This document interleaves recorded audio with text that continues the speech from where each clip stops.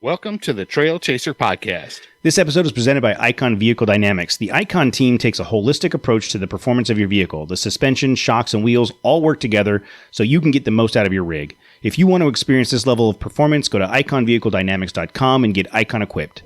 And by Nexen Tire. I cannot wait to get the Roadian MTXs out in the dirt this weekend. I know I'm going to be able to tackle everything the Mojave can throw at me. If you want to grip and rip in the desert like me, go to NexenTireUSA.com and get a set of Roadian MTXs. Today on the show, we talk to Dave and Dan with the Nissan Nation Productions. We talk about the new Frontier, but we also get into cross-country trips with happy grass smoking hippies and how that affects your concept of time and distance. And the most important question we didn't ask is, where does Dan keep his power rock when he doesn't have pockets? Trailchasers podcast. Are you ready? Let's begin. Trailchaser, get out there and chase your adventure. Trailchaser, our time is now.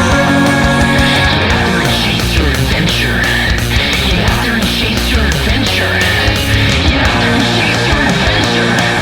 Get out there and chase your adventure.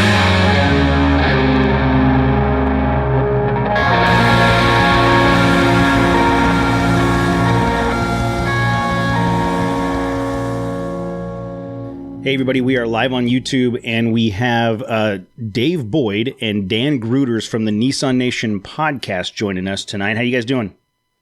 Doing great. Fantastic, my brother. Good. So Dave is in his normal studio with his cool Nissan skateboard up on the wall. You guys have seen that a billion times. And Dan decided to rub it in our face that he's got a race truck in his garage. And he's sitting out in his garage in the race truck so we can see the roll bar and everything, making us. I have a dirt bike. I have a dirt bike in my garage. You should go sit on it and record from the dirt bike every week.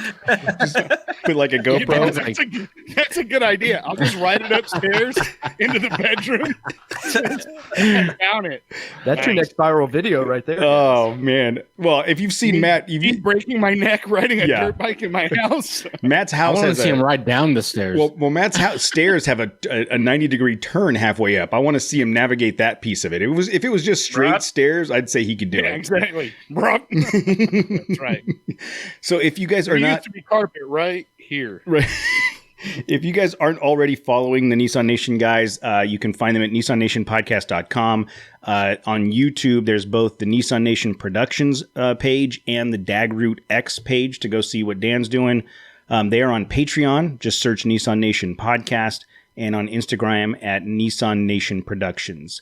So guys, you've been doing this a while. I mean, it's how long? When did you guys start the Nissan Nation stuff? I think there was dinosaurs walking the earth, if I remember right. It seems like forever. Yeah, let's see, January of 2015. Wow. So we've been doing it quite a while. Yeah. That is awesome. And so if I could ask, of all the vehicles in the world, of all the manufacturers in the world, you've got Citroen, you've got Peugeot, you've got Yugo. You guys chose. When are you going to actually name real manufacturers? Those are European. Those are all. What? And we are fans of Nissan. Maybe some of us are more fans than others, but I'm a fan of Nissan. Seriously, in all honesty, what made you choose the Nissan platform? Well, let's see. So I'd been on forums forever, and I started my own forum called Xterra Nation. Then I started a few others, and just Facebook started killing forums, and I was like, man, there's a way to get the kind of word out. And when I started forums, the intent was to do a podcast, but and I'm a musician, didn't know how to ever get audio to the internet. So through owning my forum, I met Dan, and Dan had started up an off-road company called Xterra Performance, and it we both needed to feed off each other a little bit. I needed his rep a little bit. He needed my rep a little bit. Mm-hmm. And from there, we've just been buddies ever since. And Dan, kind of, how did we meet? So, yeah, I fell into Nissan. I was a Ford guy for a long time. Then I was a BMW mechanic. And for all of our listeners, that means you have to drink. Yeah, shot. So I'm all over the place, but Nissan was an accident for me. I met Dave when I bought. So this truck right here, I had bought on the internet. It was still a good truck. It didn't look like this. It was a nice Xterra. It had been Titan swapped. It was something that I found on the internet. And so and this guy lived in Tennessee. And I messaged Dave. We had corresponded a little bit here and there at the time. This was way before the podcast, right, Dave? Yeah. We'd done business together. Like you were a sponsor on the forum a little bit. Yeah, it sponsored some forum stuff. But I messaged him and I said, "Hey, do you know about this guy? He's selling this truck." I had got rid of my first Xterra, which was kind of an opportunity purchase, but that was when I first got a vehicle. I had bought it on basically because it was something to off-road that I could stick my daughter in. Because I had a truck and it's kind of a boring story there. But this one, I was like, this is a cool truck. I need it. I had sold my other truck and I was ready to go for like the second generation Xterra. I finally realized that there was mad power in this thing, right? Well, it was an off-road, so it had the locker and everything. Yeah, it had the locker, it was Titan swapped. It was pretty cool. I talked the wife into it. And while I'm talking to the wife into it, I'm like, by the way, this truck is on the other side of the United States, And I basically bought the truck through it was a YouTube video, or not a YouTube. It was like some cell phone video of the truck and a bunch of pictures. And I told the guy, I'm like, well, it came down to the fact that he sent me the pink slip. Like I paid him. He sent me the pink slip and I flew out to Tennessee. Dave met me at the airport because I was like, dude, if this truck sucks or if there's something shady going on, I'm totally effed. Because part of this plan was I was going to pick up this truck, drive to Gone Moab, which is a huge Nissan off-road trip. I was going to spend a week, and I was a sponsor of this event. I was going to spend a week off-roading with this truck and then drive it back to California. So I flew out to Tennessee, picked up the truck, and I walked into me and Dave were like, hey, high five, cool, what's up? Hey, nice to meet you, And then we walked over to the car and I started it up and I'm like, it's good, bro. It's good. He was totally panicked too. Like when I met him at the airport, sketched about it. He just got off the plane. I can imagine, there was dude. nervousness in his face. Like Danny was like a little shaken, man, I hope this was a good deal. And luckily I wheeled with this truck before, so I kind of had a little bit of an idea of it, which helped. And I was like, I took off work. I was like, I've got to meet Grooters, man. He's like, even on forums, you could just tell there was something fun about Danny. I just started becoming the big deal. No, but the thing was, I kind of had this trip was the quintessential, there are so many things that could go wrong, but I'm going to roll the dice. Yep. And it's kind of an epic trip because from Dave's, I drove up to Chicago to meet an old Air Force buddy. And what was this, Dave? 2007, 8, 9? I don't remember exactly. No, this would have been 13, I think, somewhere in there. We'd known each other for a while. It was before that. It was way before that. I was deployed in 20. Anyway, whatever year it was. So I drove up to Chicago to meet an Air Force buddy. From Tennessee? From Tennessee. Yeah, Tennessee to Chicago. I picked up the truck thinking, for some reason, I Googled it and thought that it was like a 2-hour drive. Yeah. Danny's not good with directions. Wow. Oh, you have one of those terrible. And so I bombed through the night to Chicago and they didn't have Google Maps back then. I mean, I'm telling you, I don't know what I did, but I clicked the wrong button or something. I think I was more excited about the truck than anything. But I drove to Chicago. It took 2 hours with longer. the SR-71. Exactly. It was a long time. I will say, it blew my mind because semis were passing me at 80 miles per hour, and in Southern California, semis are chilling. They're just cruising. But the semis, there's 3 of them. 3 trailers too. Yeah. It was blowing my mind. I hadn't been out of Southern California in a while. I've been in Germany, but out into the wilds of the other United States.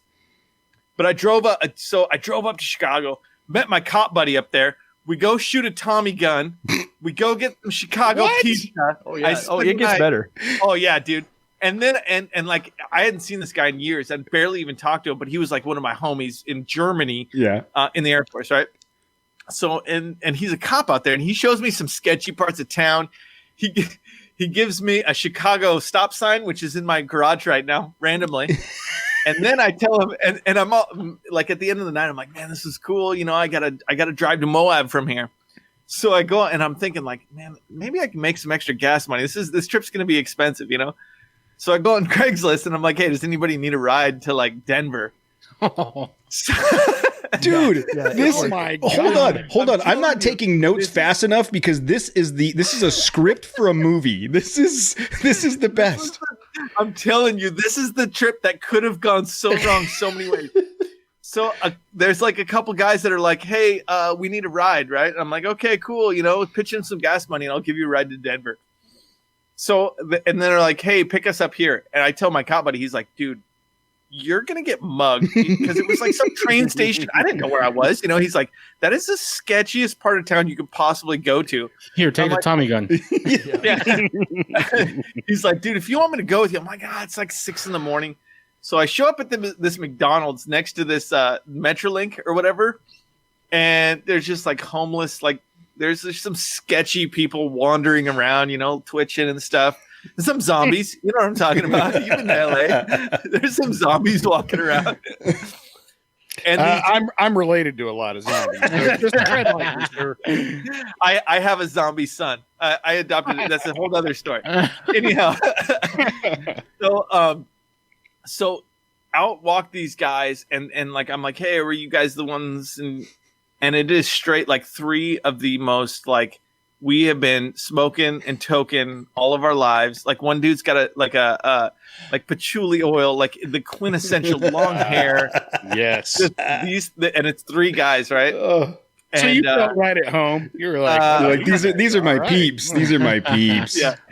And like one dude had a guitar like on his like of course his hemp satchel. So I drove those dudes to us. So we drove from there to Iowa, where I was going to meet up with this convoy of Nissan people. So from Chicago to Iowa, I was like, that was the sketchy part. It was just me. I knew once I got to Iowa, I had some like foreign buddies. We were going to kind of convoy out to Gon Moab for this big event.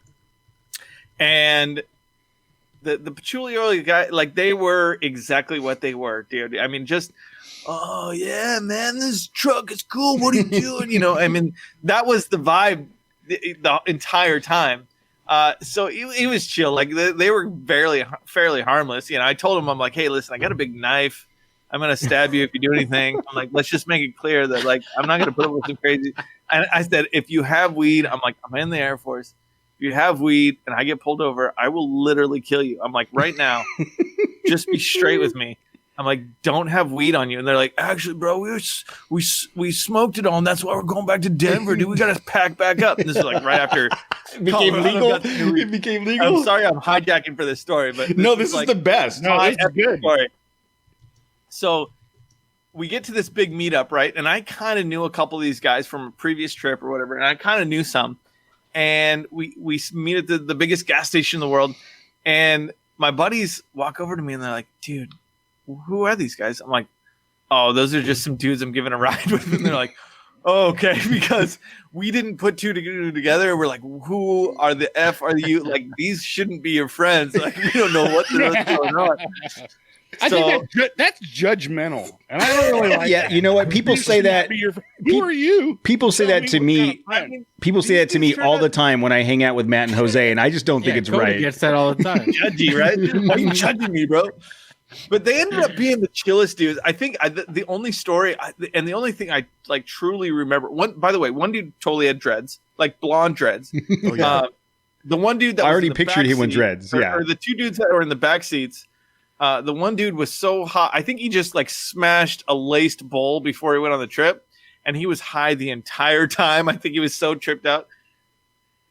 Let me just tell you, they did not pitch in for gas like they said. On top of that, I ended up buying one of the guys lunch because the other guy was like, dude, this guy's like, I think he's gonna pass out. He hasn't eaten in like 3 days. Well, dude, you're supposed so to. bad. You're supposed to get gas, ass, or grass. Yeah, One of those. they were out of the grass already. He didn't get the grass or the And I gas. didn't want any of that either. You know what I'm saying? Oh, Danny, what was the payment how did they pay you? So we're getting to that. But right before I get to the payment for this trip, the one thing that stands out is, so this one guy, right? He was pretty talkative, but I mean, they were all just kind of like, just deadhead. Like, if you were pictured like just that dude from high school or college or whatever, who's always just like, yeah, man. So I'm just talking to him, and I'm a straight edge dude. I smoked weed like 3 times in my life, and then joined the military. I'm a pretty straight. So I don't know a ton about we'll call it the drug culture, the weed culture, whatever, at the time, especially. Devil's lettuce. So I was just like, I was peppering them with questions because I was curious, make it talk. We're on like 11-hour trip right there. And so Danny thought it took was you 3 hour 2 hours. trip. Yeah, exactly. 2 hours to go from Tennessee to Chicago. Somehow 13 to go to Iowa. So wait, hold on. If I could just interrupt for a there second. was weed involved. If I could just interrupt for a That's all I'm second. saying. What I've learned from this conversation so far is me and Danny need to hang out because we get lost going everywhere, and neither one of us have any idea what's going on in the drug culture. Can you imagine if Danny and I went on a trip? We just lost our never shows, see guys. you'd never Lost see our us again. Yeah. Matt, you want to come to the nation? we gotta get a show. Matt's headed over to Nissan Nation Productions. But so this guy's so I don't know anything about earwax, if you will. What is it really called? Earwax stands The resin, Jose, whatever, right? Jose, what's he Resin, talking yeah, about? Resin. I chose not to say it. Yeah. I know earwax because it stands out in my mind. I was like, what's the deal with it? I'm like, I don't really understand the process, right? And this guy's like, oh, okay. And then he snaps a switch and he becomes an effing scientist. Oh my God. He perks up and he says, oh, you don't know about it? Well, I make that. And then he goes on and he starts talking about, he's like, well, what you have to do is you have to heat it up to 247 degrees and like Centigrade. Oh, dude, I'm telling you, it was like talking to a Rain Man. A he savant. just rolled Danny. rolled up the entire process, and I'm like, what's going on right now? And then at the end, after he tells me the entire process in a straight, like very scientific, natural manner, like I was in a clean environment where he was explaining how the lab works, he goes, yeah, and then when you smoke it, that's just so hot. Like, what just happened? I lost my mind at that point. I was in tears laughing, and that was I would say that was the most monumental moment of my entire. That was kind of like the entire drive felt like that. It was just this weird situation. And then we get into Denver late night, and this is where they're going, right? And they're texting friends in Denver, hey, where can we meet? Where can you give me a ride into your house or whatever? And they said, okay, drop me off at this because I was meeting my brother lives in Denver, and I was going to crash there at the night. And I was like, where am I dropping you off, guys? So they're like, oh, drop us off at this hotel parking lot. I'm like, all right, whatever, as long as I get you out of my car. And so I get to this, and they were chill dudes. They were really nice guys. Aside from a little bit of you keep like defending them a little bit. Yeah. And I find that odd. Why do you keep? Because he doesn't. He's trying to. I'm pretty sure they're not. He's trying to justify it. He's got a big drug culture show. Yeah, he's trying to. He's trying to make You it. can trash this guy if you want. Well, no, he's trying to make it seem not so bad. Gas money. You're right. I didn't get any gas money, but let me just tell you. Gave you Bitcoin or something? No, I got something better. And here's where the story is. This is the key to the story. I pull up and I'm like, maybe they'll throw me $20 or something for gas. I'm just hoping for the best at this point. I've kind of succumbed to the fact that they're not gonna throw down $100 worth of gas between the three of them. So I pull into this parking lot. It's dark, and I'm like, hopefully they don't try and do some weird stuff. And we get out. I dump all their stuff out, and I'm like, hey, man, it was cool. It was chill. I got to get out of here. It was late, too. And this guy's like, oh, man, you were so freaking cool, bro. I want to give you something for – he's like, we don't have a lot of money, but I want to give you something that's worth a lot. I'm like, all right, whatever, dude. So this guy rummages in his bag, right? And it's literally like a dark alley parking lot. It's so sketchy, dude. Like I said, there's so many things that could have gone wrong in this situation. And he pulls out 2 rocks. Oh, no. These are power rocks, bro. He's like, I found these deep in in the Rocky Mountains when I was out on like a forest quest. And I want you to have them, bro. He's like, this one's a dark onyx, and this one's a whatever. He's like, I just want you to have them. These things got power, bro. He's like, these things really give you just like an aura that can really do good for you. I was like, so where do you have those rocks now? On the race truck, dude.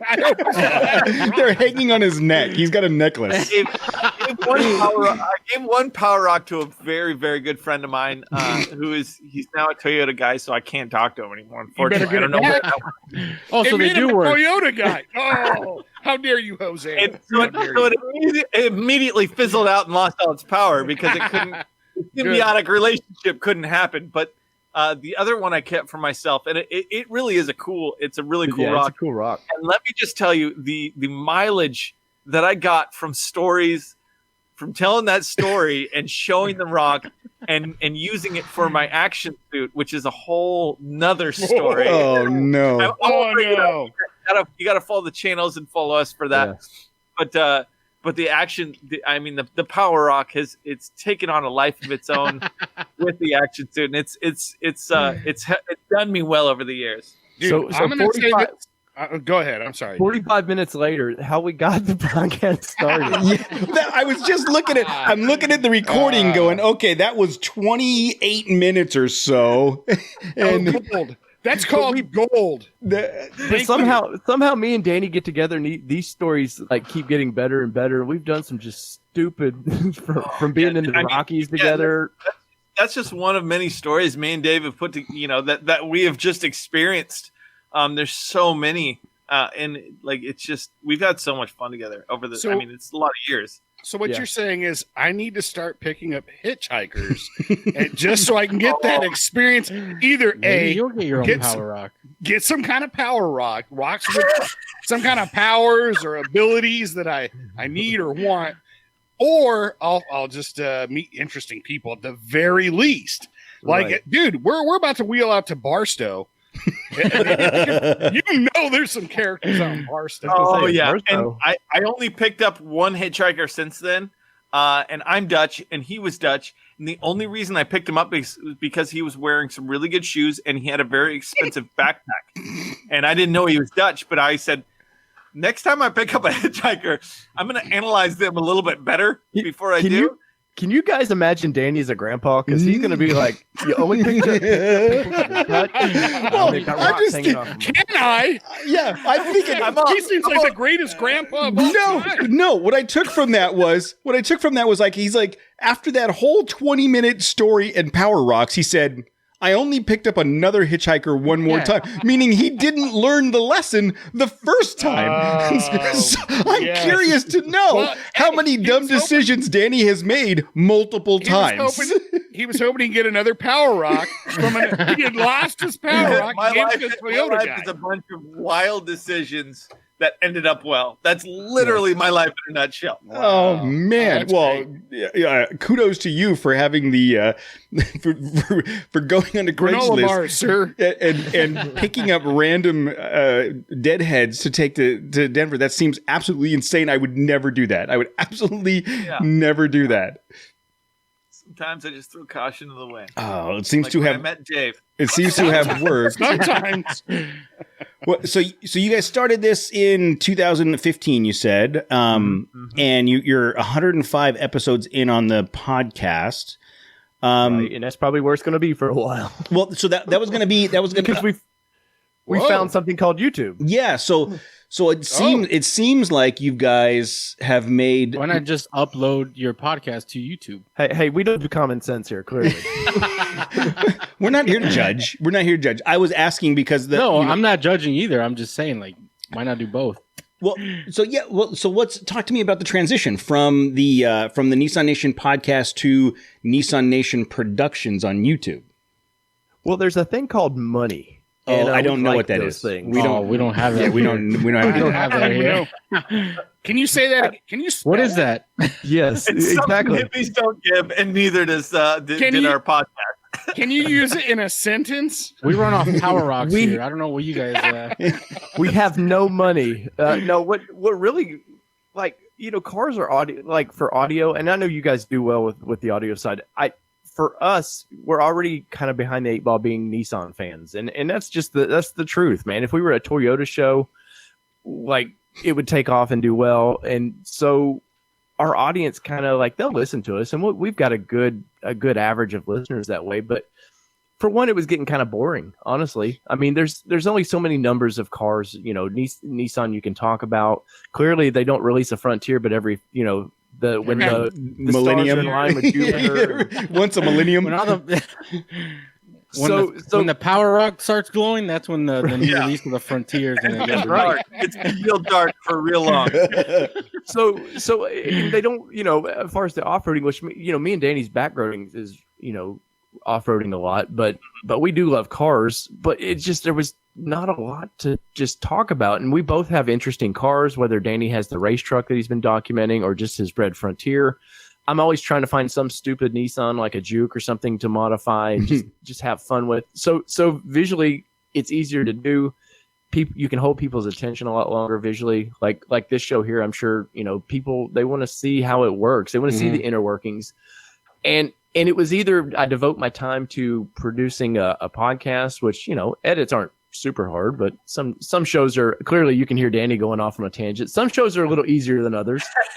and we just decided to say, screw it. Let's go where the money is, basically. And that sounds greedy, and it's not by any means, because we did 5 years and lost a lot of money. Oh yeah. No. On the audio side. So it's like, let's go make some money. Well, and I don't think, I'm sure there's people probably don't realize the amount of investment in both time and financial commitments to produce a weekly or a regular podcast. I mean, it is, you're in the hole no matter what, right? So I can totally understand that piece of it. And, we've kind of done the same thing. We started doing the live stream as a compliment to the podcast, and I don't know where that's going to go.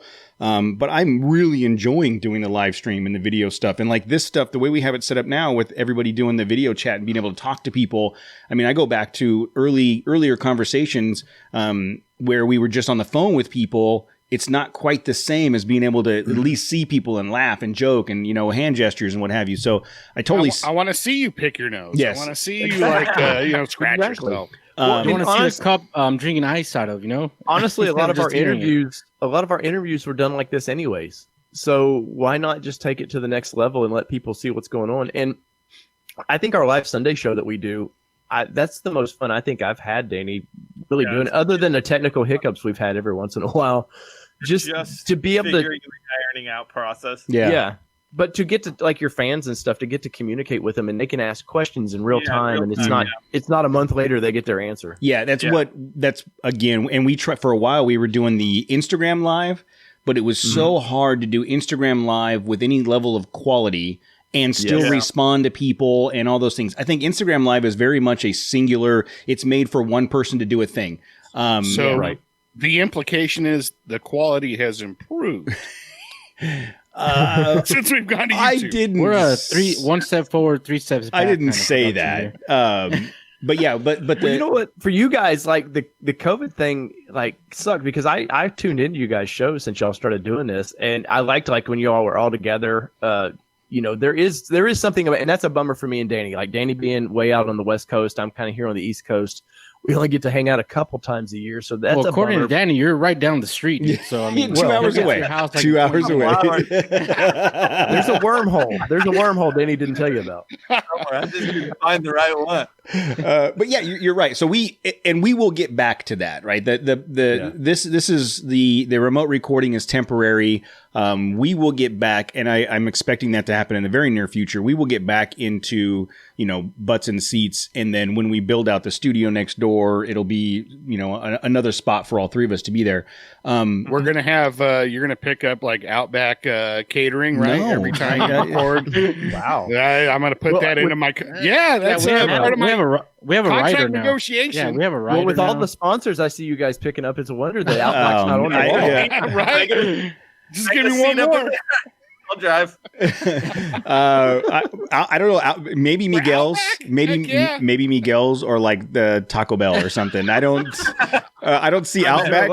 I don't see. Is there a I local feel taco more truck that'll stop by? Yeah, I will. There's a Miguel's right down the street. It's great food. We'll go and matter of That is fact, not real Mexican food, dude. Hey, You're dude. being Oh fooled. my God. hey, dude. You Southern California people, let me tell you. So Danny comes out to my hometown here, and I'm like, Danny, he drove in. Like you and the dude from Niztec drove in. They were tired. I was like, dude, we're at the local Mexican restaurant. Let's come out, have some margaritas. We'll just have a good time. And I get there, and Danny's like, this isn't effing authentic Mexican, and it's all over everywhere. Like, they have to, especially here on the East Coast, they have to put authentic on every damn thing, or nobody's buying it. And Danny's just looking at whatever you got, some queso, I don't know what it was, and I'm he's like, just where's like, the I'm not touching this. carnitas? Where's the barbacoa? Danny knew more Spanish than the guy taking our order. I've had Mexican food on the East Coast, dude. That's not Mexican food, by the way. Hey, come on now. You should have blown their mind and asked for cabeza and lingua. We've had real hamburgers on this side. You guys got whatever that in and out. Yeah, we get that. That's the best hamburger in the nation, sir. I'm sorry. We seem to have lost Dave. The feed is breaking up. I think I can click the button to remove you. But jeez. Yeah, In and Out is my favorite lunch store. That's my wife. That's my We daughter's. already had that discussion on this podcast, and we got a lot of flack for it. we got a lot of flack. We did an In and Out versus Five Guys, and we got we got almost as much flack for that episode as we got for the Don't Get Your Wrangler Wet episode. We got so much feedback on the Wrangler thing. Hey, so I do have a serious question for you guys. Okay. So I've been listening to when you were just doing it by yourself. I've listened to your podcast for quite a while. Okay. I want the damn theme music that you guys have, because that took me right back to my childhood. I was waiting for Voltron or somebody to pop out. I was like, who in the hell gets this kind of cool intro music? I'll tell you. I will tell you. That is my brother-in-law's a musician. And he had a couple different bands. He toured Japan. He was played on K-Rock, the local rock and roll station here a while ago. Buddy. He was doing he's one of those guys that was just on the cusp of, he just needed the right person to find him at the right time, and he would have been big. And he's got a couple songs on his in his library that are just amazing. And I've used him in a bunch of videos and stuff. And when I was telling him about the podcast, I told him, hey, can you make me a song? And he knows that I love the Foo Fighters and they're the greatest band that ever walked the planet of the earth. Of course. And then so he kind of took that in mind and went, I'm going to make the song. And he made the theme song. Because originally, like, the whole thing was like inspiring people to chase your adventure, and so he made the theme song for me, and I love it so much. Well, I'll be honest. I've played that theme song to friends here. I've been like, not your show. I've literally dude, you guys got to hear this theme song. Like, want to hear good music? Well, at first, you're kind of like, it's an off-road show, but this doesn't. But I'm just like, I don't care, man. It just brings me right back to my childhood. It is. We talked about it a couple times, and we're like, dude, we need something like that. So I will. His name is. Take it to the next level, bro. I'm gonna take this out.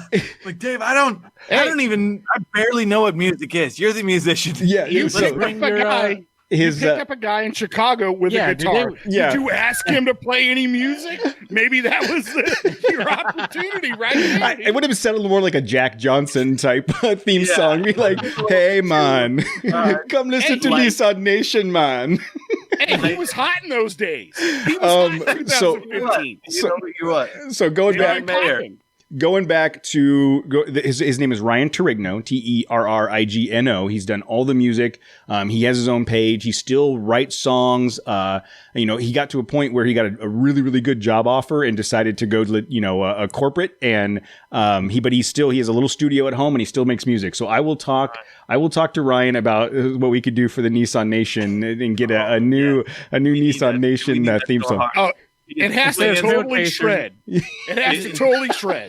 And so it's gonna be the exact same song. It's just gonna be dubbed Nissan Nation. Hey, well, let me tell you this. Here's why we like kind of the 80s. I don't know what you call that rock, but Danny, when we come do live events, Danny has to come out to Final Countdown, baby. the final countdown. Oh, nice. No. It's you hear. my God. Here comes Danny. It's my contract. That's your reader, dude. I thought you were gonna say. I thought you were gonna I want say. We M&Ms. built I don't want any green M&Ms. Ryder. until the final countdown starts. And a little smoke and a cup of fire, and that's when I come out and do what I like to call the full Groot. When I give the full Groot, Oh, How many beers does it take for the full Groot to come out? None. you just put a couple out and I run out. Joke's on you. It takes 0. yeah. As long as there's beer there, I'll find it. That's great. So you'd mentioned vehicles. I know that. So you've got Danny. You've got the race Xterra, the almost race Xterra, the Pro 4X, and the 300Z. Yes, and I have an Armada as well. That's the kind of the wife's vehicle, and she kind of wanted to sell it. We're gonna keep it. And I think that's gonna be because that tows the trailer, and that's kind of like my big vehicle. The Frontier Pro 4X.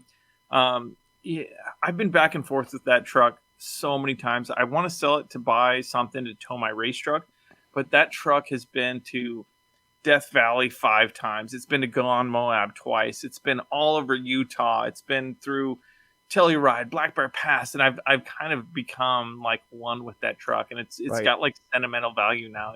I just taught my daughter how to change the oil on it, like literally 3 hours ago. Oh wow! And we almost hit a bear in that. We almost truck, hit up me and Dave. Yeah, me and Dave went on that trip through Colorado, through Telluride, through like I said, Black Bear Pass. It's just I've done so much with that truck that it's become like like a thing. People see that truck and they it's just kind of coalesced into what I am. With the color matched aluminum bumper and there's just a lot of like first things that happen with that truck. So it's coming. It's got a resurgence because 4 years ago when I started building the race truck. Yeah, don't let Danny gave me such crap when I sassed my Xterra. Oh, He's like, I'm a year and a half in. He's like, dude, I mean, why are you not done? I'm like, dude, life, kids, money, it all factors in. And now, listen to him. 4 years later, he's like, okay. Yeah. And I ended up pulling a lot of stuff off my red truck and selling it because I needed money for the race truck. I needed to get it back for my fab guy, and I had to pay him. So it kind of like took back seat, I had wheeled it hard, and it like all the bushings and ball joints had just started falling apart, and so just recently I started, I put new axles in and new ball joints, I put new control arms, and I'm trying to bring it back to its glory days. It was literally just rode hard. look, trade it in, go back to your roots, get a Ford Ranger. oh god, Go back to your roots. That's enough of that. Go- How do I mute that? Danny did some time in a new Ranger and did not like I got it. a rental Ford Ranger, and let me tell you, that thing is it's Easy, Dan. Easy. Cody has a Ranger now. Trust me, I take no, we give take him my tons of lumps shit for for it. it. Yeah. an all right truck, but I don't know, man. It's not my Frontier at all. Yeah, I know. That's why it's seemed a better. little light- It seemed a little light in the pants. That's right. Light in the pants. No, honestly, like when Matt bought that Frontier, I was 100. Going back, I was back and forth between a Frontier and a Tacoma, and I literally chose the Tacoma because it had a community around it, and the Frontier didn't. Honestly, Matt's Frontier has been bomb proof. I mean, I love that thing. We've talked about it a bunch of times. all of us agree that Frontier is the most underrated pickup truck, and bang for buck, you can get it. Right. We even have a listener, and I wonder if he's going to listen tonight, or he was supposed to go on the Mojave trip with us, but he recently bailed, and I'm not going to mention any names, but he did say that he bought a Frontier because of Matt. Because of the show. Yeah. Yeah. Crazy. And I was looking forward to seeing him get out there and get dirty with it, but someone's So got to where's my work. commission from Nissan? I feel like Nissan If should we kick ain't me getting down. it, you ain't getting it, bro. Yeah, let me tell you how many. Me and Danny, Dude, these guys, we've sold a bunch of their vehicles for them. I can tell you that, and we've gotten no commission checks. Just cool trips, though. We have gotten some cool trips. Yeah. Cool trip. I want to talk about that too. Some of the connections you have with Nissan, but going back, Dave, you've got the Juke, which I've seen. Do you still have the Titan? No. So I leased the Titan for the show. Yeah. Just to basically, I needed something to Wait, how talk did you about, convince and- your wife of that? By the way, honey, it's content. I need to spend this money for Ellie's content. down, dude. Let me just tell you, Ellie is down. Like, My wife is a bigger car person than I am. Oh, So- nice. all She's in. never had a V8 before. Yeah. And I leased this truck. It sat in the driveway. I have a company vehicle. Like, it just wasn't being drove. And her Xterra, something happened. The battery, it needed a new battery or something. So she's like, I'm just going to take your truck, till we get a battery. I'm like, okay. And 3 years later, I never got the keys back to that truck. And I think I put out of the 40,000 miles we put on that thing, I think I put maybe 7. No, She wasn't letting it go back to me. So that's funny. So what's your wheeling rig right now? Oh, well, I have a 2000 Xterra that's been sassed, and it's been on a couple trails, and that's about the last time it'll probably be on some trails. The wife's got a 2009 Gen 2 Xterra that we Okay. primarily use. I have more fun, honestly. I have more fun anymore. I professionally wheel. Like, I'm a land surveyor. I'm in the mountains. I'm everywhere wheeling all the time. So when we go out, I let her drive, and honestly, she's probably a better driver than me anymore. But I do spotting and just have fun seeing her excitement from it. So that's about as far as the wheeling I get anymore. That's awesome. And so when you say that you're That's a land, not awesome. I think that's sad. no, it's You kind of why? bummed me out right there. no, Why? it's Well, I don't no, know, don't because get- I just put myself in his position, like, and Monty's going to be driving, and I got a spot for her. That sounds like a nightmare to me. And you just bummed me out. Dude, living in my nightmare, I love Nissan so much. I created an off-road event. Let me tell you, like, Let me back Dave up on this for a minute, because I've been to Moab, I don't know, 5 or 6 times. I used to run trails in Death Valley, and then I started leading them, and I did that a bunch. So as far as just general off-roading and doing some extreme, I've kind of done all I want in all my red truck, my red Frontier. I've pushed it as far as I'm willing to push it without doing some really gnarly, stupid stuff to the well, not stupid, but really gnarly. If I want a solid axle to the truck and just go on this really hardcore transition to this is a trail rig only kind of a truck, I pushed it to its current limits from what I want to do. I did trifecta, which is Poison Spider, Gold Bar Rim, and something else. There's 3 trails out there. It's really gnarly trails in Moab. And so I did all that, and it made it. I have yet, and knock on wood, I have yet to break down on a trail in that truck. And with the stuff that I put on it, like that I put it through, I'm very lucky. And so at this point, like in the same vein, in Death Valley, I sat my daughter in the driver's seat when she was like 7 years old and mobbed through the desert, and just had her take the steering wheel and just made sure that she didn't crash. And then, I put my wife in the seat and I taught her some of the aspects of off-roading, and now she's pretty solid at it. And because at this point, I've kind of done all I wanted to do in the rock crawling off-roading world, other than the fact that I love going out and sharing a fireplace in the middle of the desert, or in the middle of the mountains. I mean, that's what I love. I'm a people person. Sometimes they're hippies, sometimes they're cool dudes. Right, I'm a people person.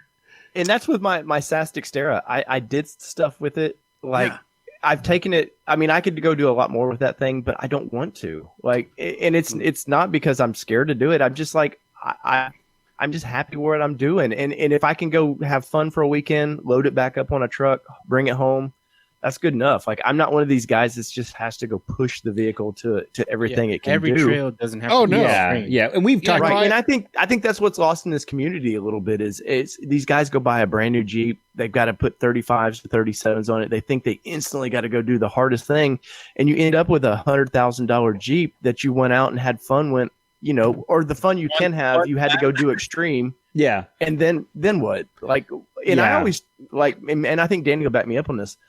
We tell everybody, I don't care what you drive, really. If it's a Nissan, I love it. It helps our channel. But go do it stock and work that vehicle into it, and you've got years of fun to get to the point to where you might, have a rock crawl or something. Yeah. And like my wife's Xterra, it's exactly where it's going to be. We go do trails in it a couple times a year. It's more kind of an overlander build. We'll do a little rock crawling in that thing, but we just, as far as me, like Danny said, I've done everything from the East Coast to the West Coast. The Rubicon's still on my bucket list, but other than that, I've done it. yeah, and we're big we've- proponents of that. Go ahead, Matt. Yeah, I was just going to say, we've talked about similar stuff like that numerous times where, well, what's the limit? Like, you're going to put 37s and you're just, you're going to roll over anything you want and be unstoppable. Someday they're going to have levitating, where you're just levitating over obstacles and look what I did. Like claw vehicles. Exactly. Right. Where did we end, guys? Like Batman, you're climbing walls. But in the meantime, like, it really is, and I think that at the core of our show is get out there with what you have and get to those campfire moments or where you're hanging out with people and you guys, everybody has that common interest. So I agree with you. Run what you brung. Yeah, I would have never sassed my Xterra had it just not been for I pushed it like Danny was saying. I pushed it as hard as it could go with the factory suspension under it, and I'd upgraded it, but I just got tired of replacing things. So I was like, here's the final step. Just I'm done replacing stuff. Let's go. I think I blew your steering out. It was the final. Oh yeah, right. Danny's first time drive. So Danny comes to my event on the East Coast, and Danny being a desert racer, a desert rat. I was like, Danny, you want to drive? Like, well, hell yeah, I want to drive. So we go out there, and Danny's bombing through these rock courses like at 40 miles an hour. And all of a sudden, I get my truck back, and the steering wheel's like opposite direction. And, and I'm like, what did you do to my truck? You said, Dave. You said, yeah, have at it, man. Beat on her. Yeah, but look, there's certain people like I would never say that to Matt. Because he would please let me drive that Ford. One, you couldn't handle it. You couldn't handle it. First of all, second of all, Matt. When you say Matt, hey, have at it, go at it. Matt hears. I can't stop until it's wrecked. Like there's no stop it. That is no. I'm gonna keep that doesn't going. Mean break it. That just means all right. I'm gonna push it. Yeah, that's all. That's all that is. Right? Well, that's how Danny was when we took that truck he's in down to the California Speedway to do some auto racing there or some auto track stuff. Like Danny is like, we're beating Z's. He's beating Z lap times in that Xterra on 35-inch MTs. And Danny's like, here, do this. Danny hands me the keys. He's like, "Here, you go do it, man." And I'm like, "I don't want to break. I don't want to break your truck." Break my truck. Yeah, Dave was like, "Oh, he was like skirting some tires," and I'm like, "Push it!" I'm like, "Go, go, go!" These guys are putting you to shame, man. Let's do that. But let me tell you, Danny's face. Danny, we're doing lap times, and I'm clocking him, and I think you were at like 50 seconds or something on this, and all the Z guys are doing it in like a minute 10 or something. I'm like, how are you beating Z guys? Wow. And we've got a video of this, and you can see white smoke just coming off these tires. I've seen the video. Drifting. Yeah. And there's people in the comments going, "Why is this truck smoking like that?" I'm like, because he's pushing it as hard as he can freaking go. Because it's gonna blow Inside up. that truck, like I mean, there's no bolsters to the seats, right? Like it's not like a sports car. Oh man, the amount of rattling back and forth and flying back and forth around because you had to like, it's great. Literally, like you had to set up the weight on the tires, right? So like, way before you get to the turn, you're like resetting the weight, and I'm like, I love racing, like. That's why I have just a trail rig that I can go to campfires with, because if that was my only truck, it would be broken. And it is kind of broken right now because I drive it too fast. And that's why I have a race truck now, because I'm like, I need a race truck because I like racing is in my soul. Yeah. Like this is something that I want to do. I mean, I've paid a lot of money to race with guys up until this point in other trucks and stuff like that. And in 2001, I went to the Baja 1000, and it was 2000. In 2000, they raced the race. It was a 1,700 mile race. It's the longest they ever raced it.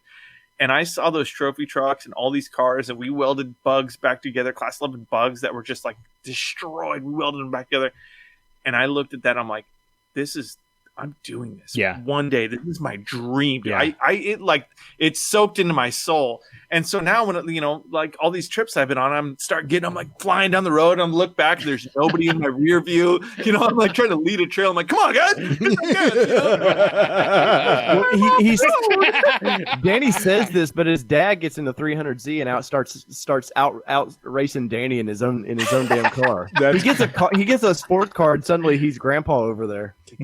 So talking about the Z, in my father-in-law's driveway is a pristine 1981 280ZX brown. It was my wife's uncle. He passed away really young, and he had only had the car for a year or two, and it's been basically garaged and covered ever since. And my wife has been like talking about, hey, can we get this? Can we get this? And just 2 weekends ago, I was at the house, and he had just taken it out and got it buffed and the whole thing. And I was like, he said something about selling it. And I'm like, if you sell that Z without giving me the opportunity to buy it, you will never see your daughter again. Like you will be, that will be the end. Like she will be so mad. Straight And to then he you never laughed. seeing your kid again. Yeah, I would really love, that thing is so cool. And I remember a buddy of mine in high school had one, and how fast they were. And that thing, it's like pristine condition. It's been since like 1983, I think it's been garaged or covered and taken out like once a month or something. Yeah. Just driving. Like, so when I picked up my Z, I never actually drove one. I had owned one for I don't know, 8 months. He owned a shell. Let's not be. I owned a junk in my garage, and then I realized that I had too many projects and got rid of it. But this one was like, it was pristine. It had been garage kept. It's kind of the same situation. But I got into it, and the first time I drove it, I was like, man, this thing is so freaking cool. And I was like trying to wrap my head around the whole situation. And you guys are probably similar in age to me. I'm 38, gonna be 39. If you say so. Same rough area. Yeah, I'll give you credit for that. Sure. Back when you were in high school, a 66 Mustang was 30 years old. Yeah. Yep. Right now, this car is 30 years old to me. That's crazy. Yeah. It's a 30-year-old car. So technically, it's a similar situation, and that's how it feels. I've been in some fast cars, and this car is not fast, but it doesn't matter because it has this, we'll call it an early 90s vibe. It has this old vibe to it. It has its stench, from rotting interior. Jeez. Sorry, guys. Yeah, But Z32, right? Yeah. It's a 300Z, 300ZX, Z32, 300. Yeah. So, but there's just like this sentimentality, and especially with like a 280, it's even older. It's a time capsule of automotive history, and you sit in it and you start driving, and you think about all the cars that came out at that time frame, and that was a really cool, different style of car than what was out across the board. Especially the 240 was what the 260 and the 280 were kind of built off of, right?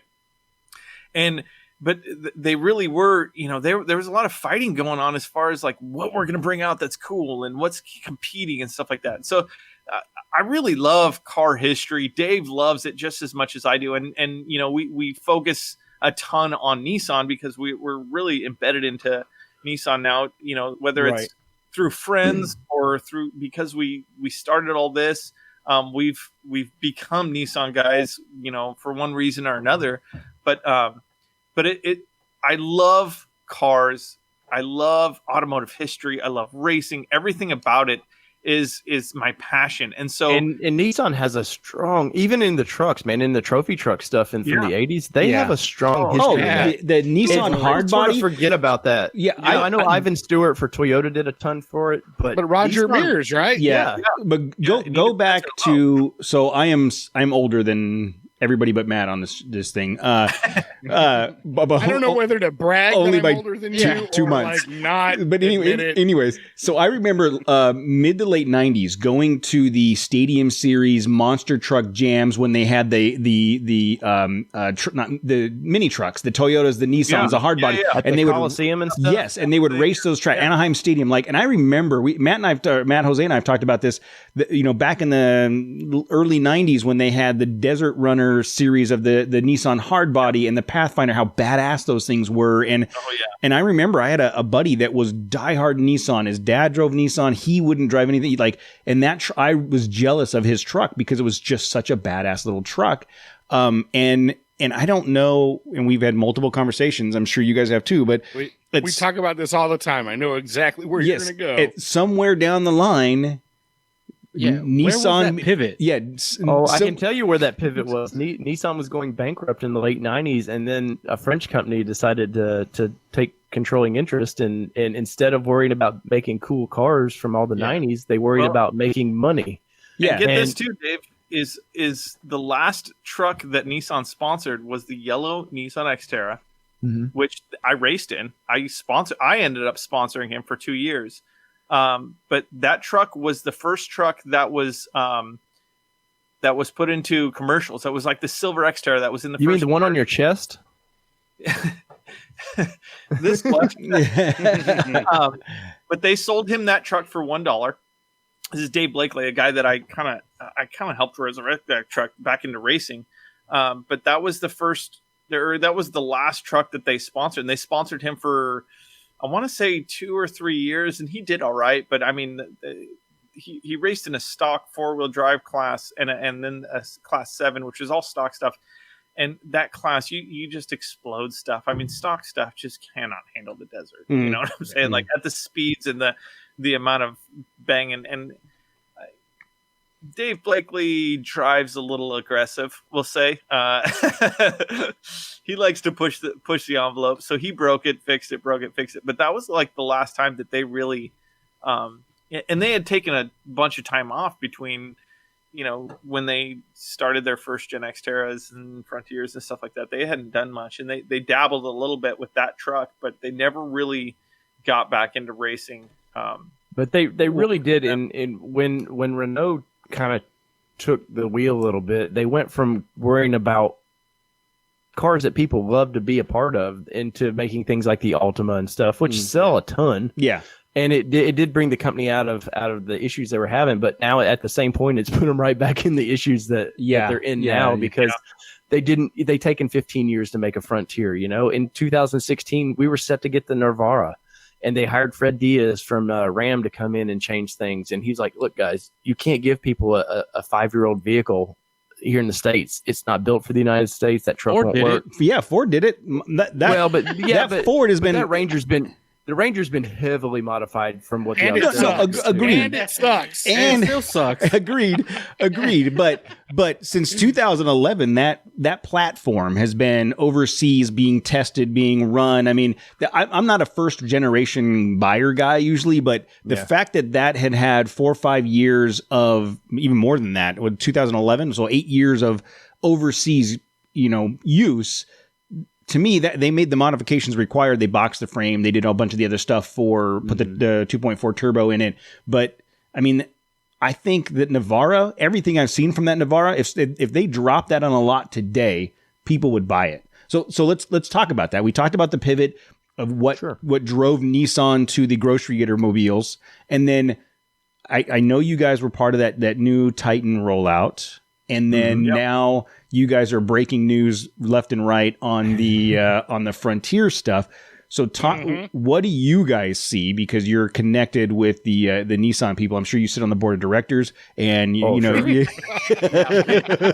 It's right next to my homeless guys that I drive around. So what is They just fired them, Dan. so talk to me about where you see things going now, since you have some intimate knowledge of what the trucks are doing. Or just word it. What would you want to see from the new Frontier? Well, I mean, what I want to see and what's in reality is two different things. You know, like Nissan's got a timing issue. Like in 05, when this current Frontier and Xterra came out, we were just about to hit a depression. You know, the collapse was about to happen. The first couple years it sold well, both vehicles sold well, and then you hit the depression and just bad timing on Nissan's part. So here they are about to launch the third generation, what has happened to them? COVID Pandemic. And it's hurt everybody. Don't get me wrong, but where they know this has to be a home run. Like they know, and that's why you haven't seen it yet, and that's why we held on to that picture forever. I mean, we've had that picture for a year. What? They know. What? Yes, they know this truck has to be a home run. And when Nissan found out I had a copy of that, they were like, "Hey, let's take a meeting. Suddenly they want to buy you lunch and dine you a little bit. Well, it could have gone either way. Either you were going to get a cease and desist letter, or they're like, you know what, you have a big following.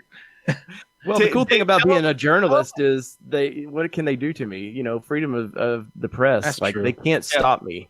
We had that picture, and we had this big idea on how to release it. Right, we got the picture. We're like, this is awesome. This is sweet.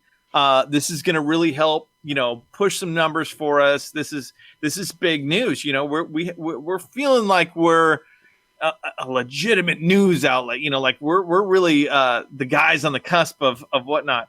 How does that feel? We'll tell you how that feels. Okay, go. I'm sorry. Go ahead. I start writing a press release. Right, I start writing copy for our website. Right. Well, hey, Danny, stop just saying. So before we got to set the story. Before this, Nissan invites us out to their first Titan adventure. Yeah. Yep. So I've had some workings within Nissan, but we get to meet more PR people and Wait a people minute. that. Did you blackmail Nissan? It sounds No. So we Sorry. I'm sorry. There was a facial hand gesture.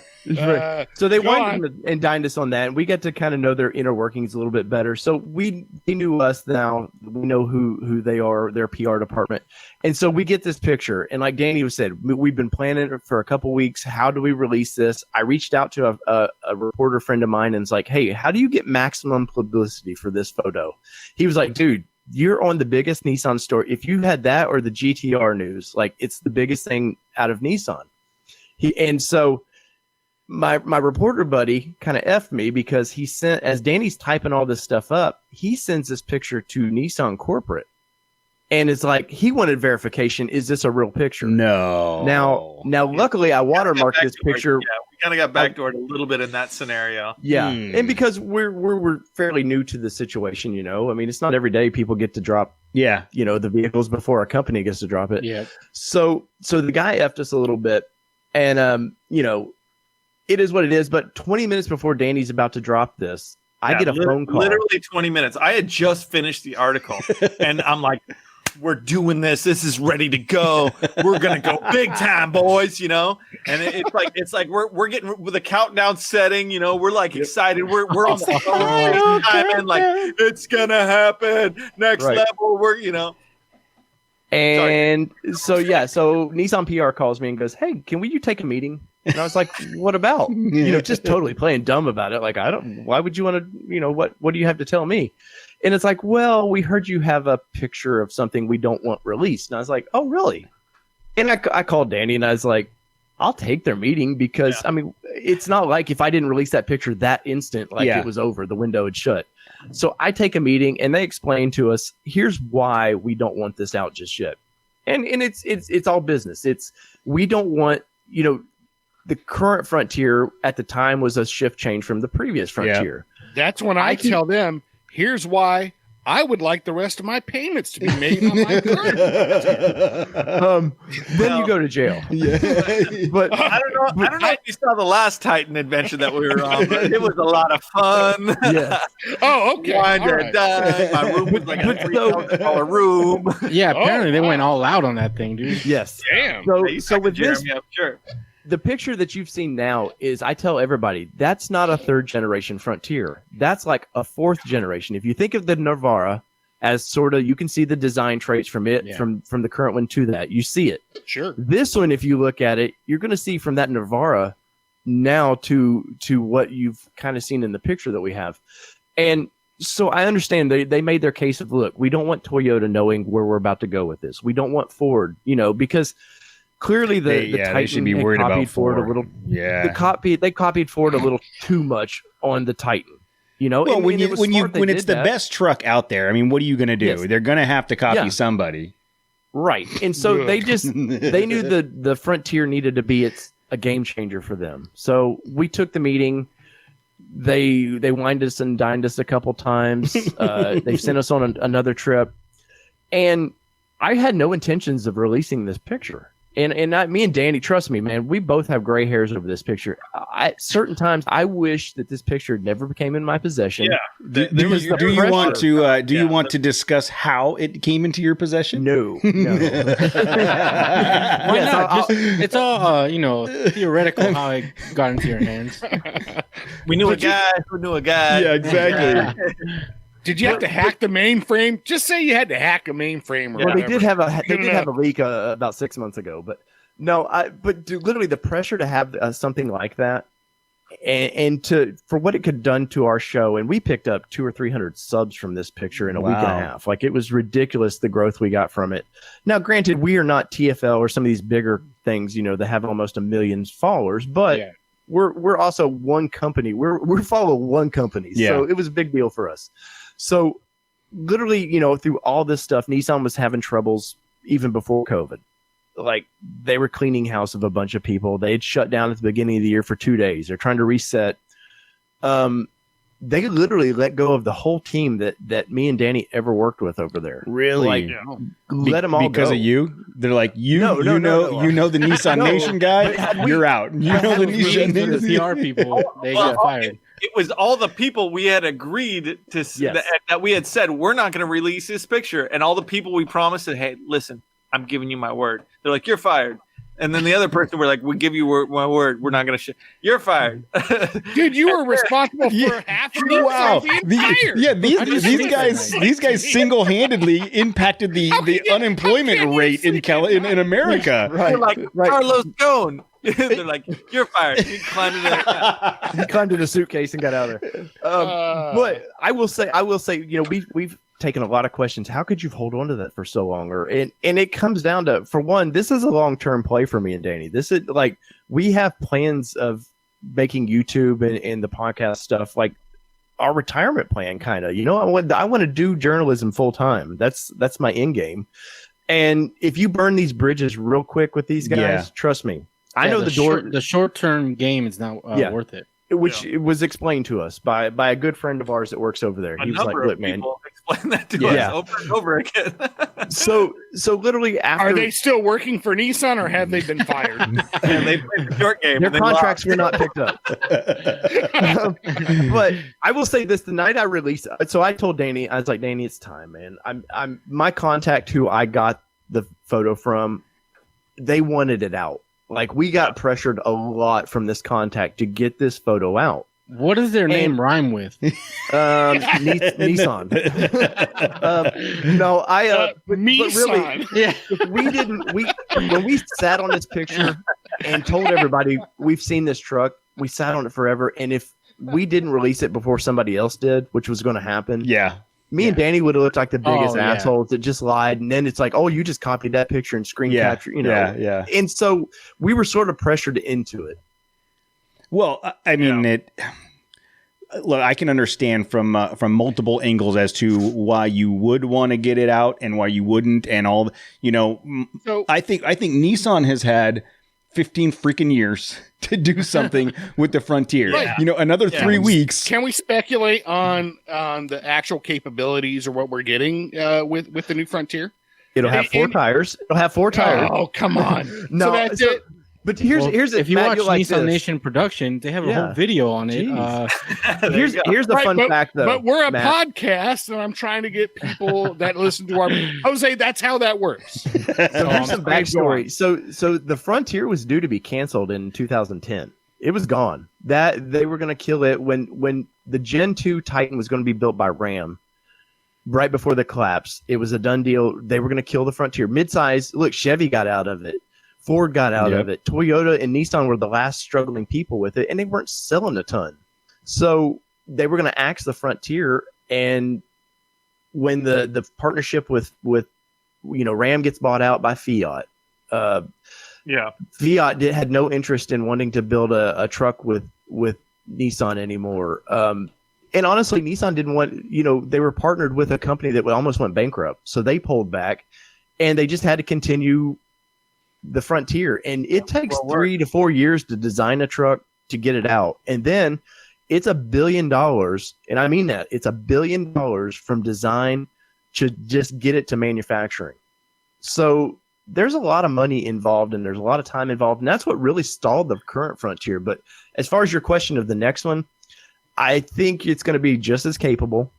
It's going to be built on basically the same frame, and there's no reason to update that frame because a frame is a frame. There's no new technology there. Yeah, you can get into lighter metals, but it is what it is. I think the next one, though, will be aluminum. I will say that, and that's an exclusive here. I've not announced that at all, but Nissan. I like heavy metal, so I'm fine with that.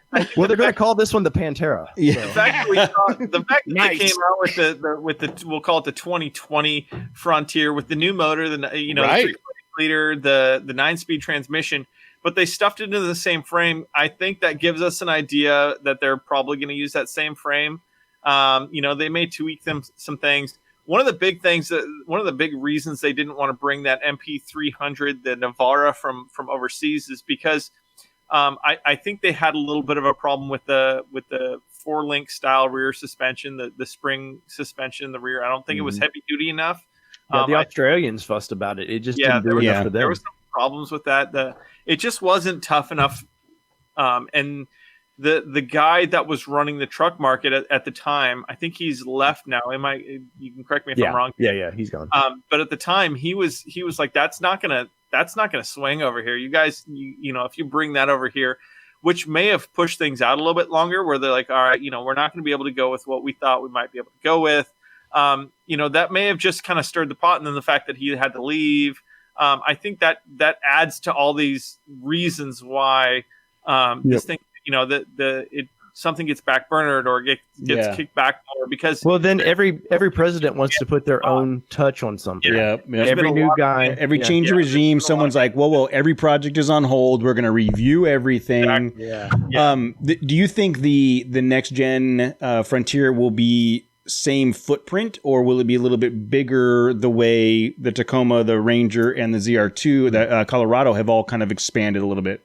I think it's going to stay the same. Like it's a great size vehicle. I know the American way is the next generation of everything has to be a little bigger, more capable.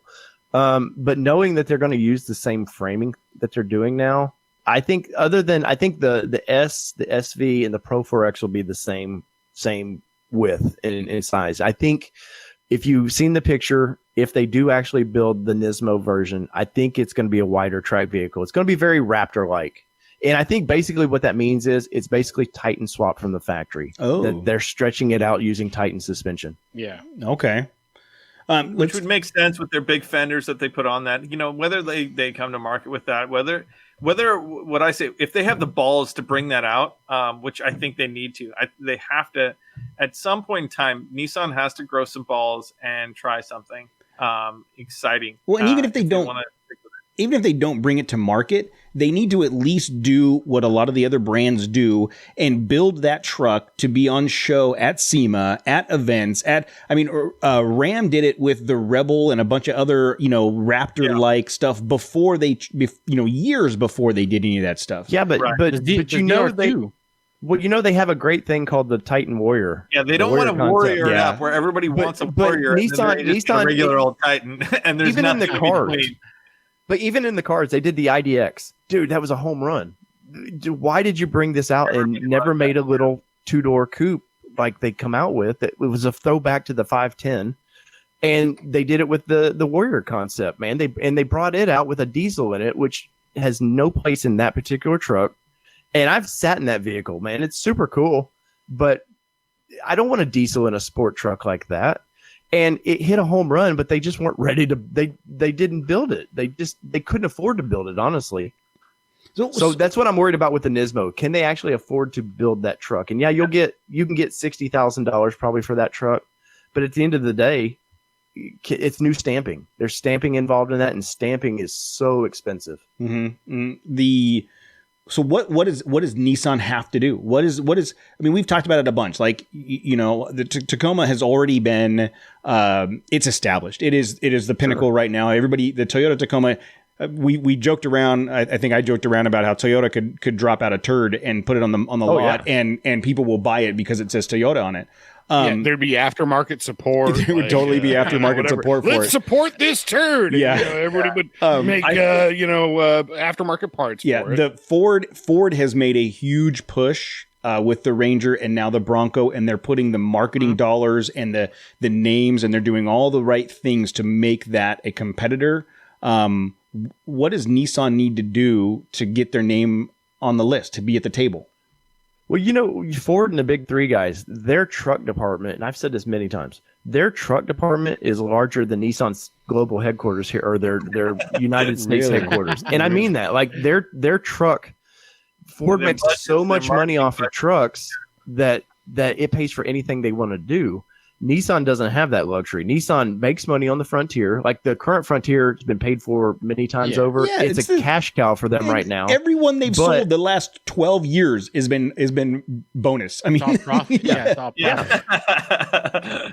So right now they need the truck to come out and be a home run. And whether Nissan marketing can actually pull this off is the question mark, because Nissan is full right now, and I say this kindly, they're full of people looking to make a quick mark and jump companies. They want to be, oh, look at that guy. That's our AAA baseball player. Let's pull him from the minor leagues and grab him. And it happens. GM does it to them all the time.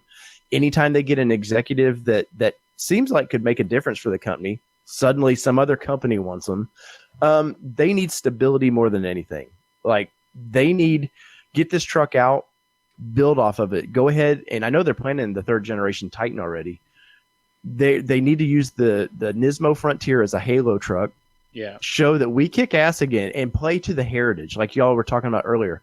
Play that we owned desert racing at one time, and they really did. Toyota had Ivan Stewart, and that was it. Yeah. And Toyota, if they don't kiss Ivan Stewart's ass for every truck they still sell because of him, their truck, I mean it, like their truck, they only sell pickup trucks because of Ivan Stewart.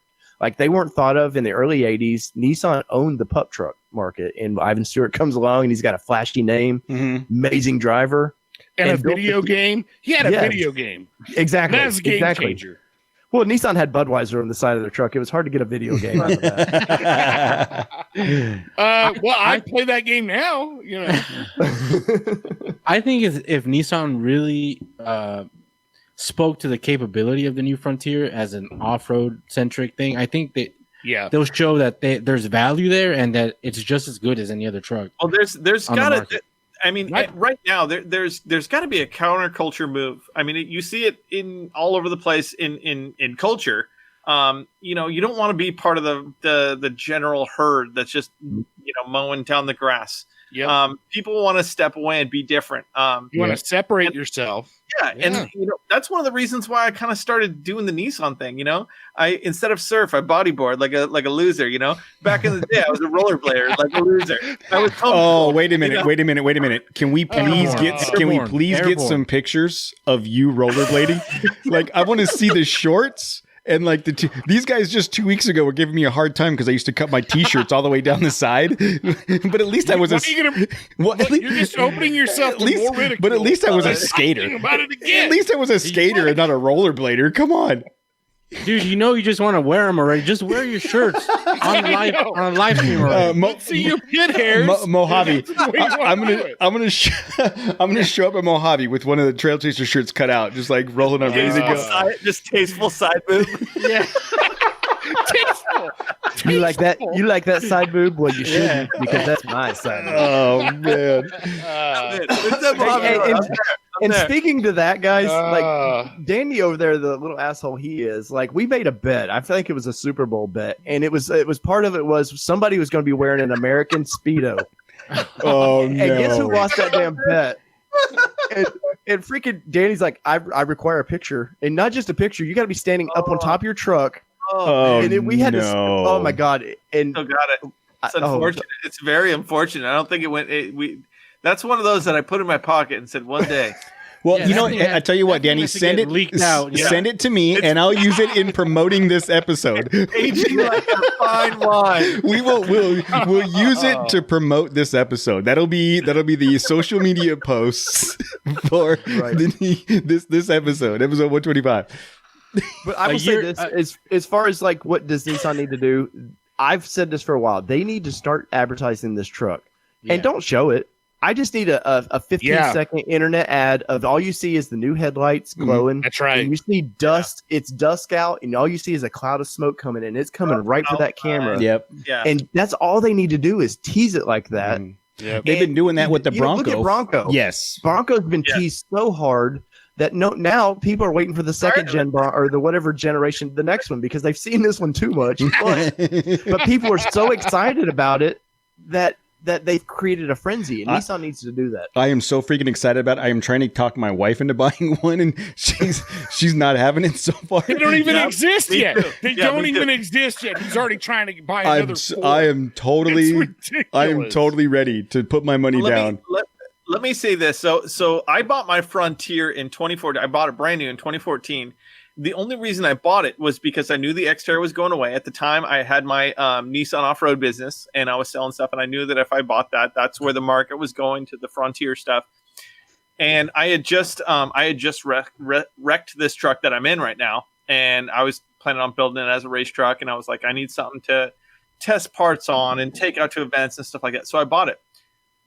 I still love Xterras way more than my Frontier. Oh, you're silly. You're silly. It was such a better overland vehicle, shorter wheelbase, easy. Like, I don't know. I just loved my this truck right here that I'm in, the Xterra that I'm in. I kind of wish that I'd built the Frontier as a race truck, because literally the Frontier wheelbase and everything is better for racing. And the truck bed and stuff, it's better. It's a better platform.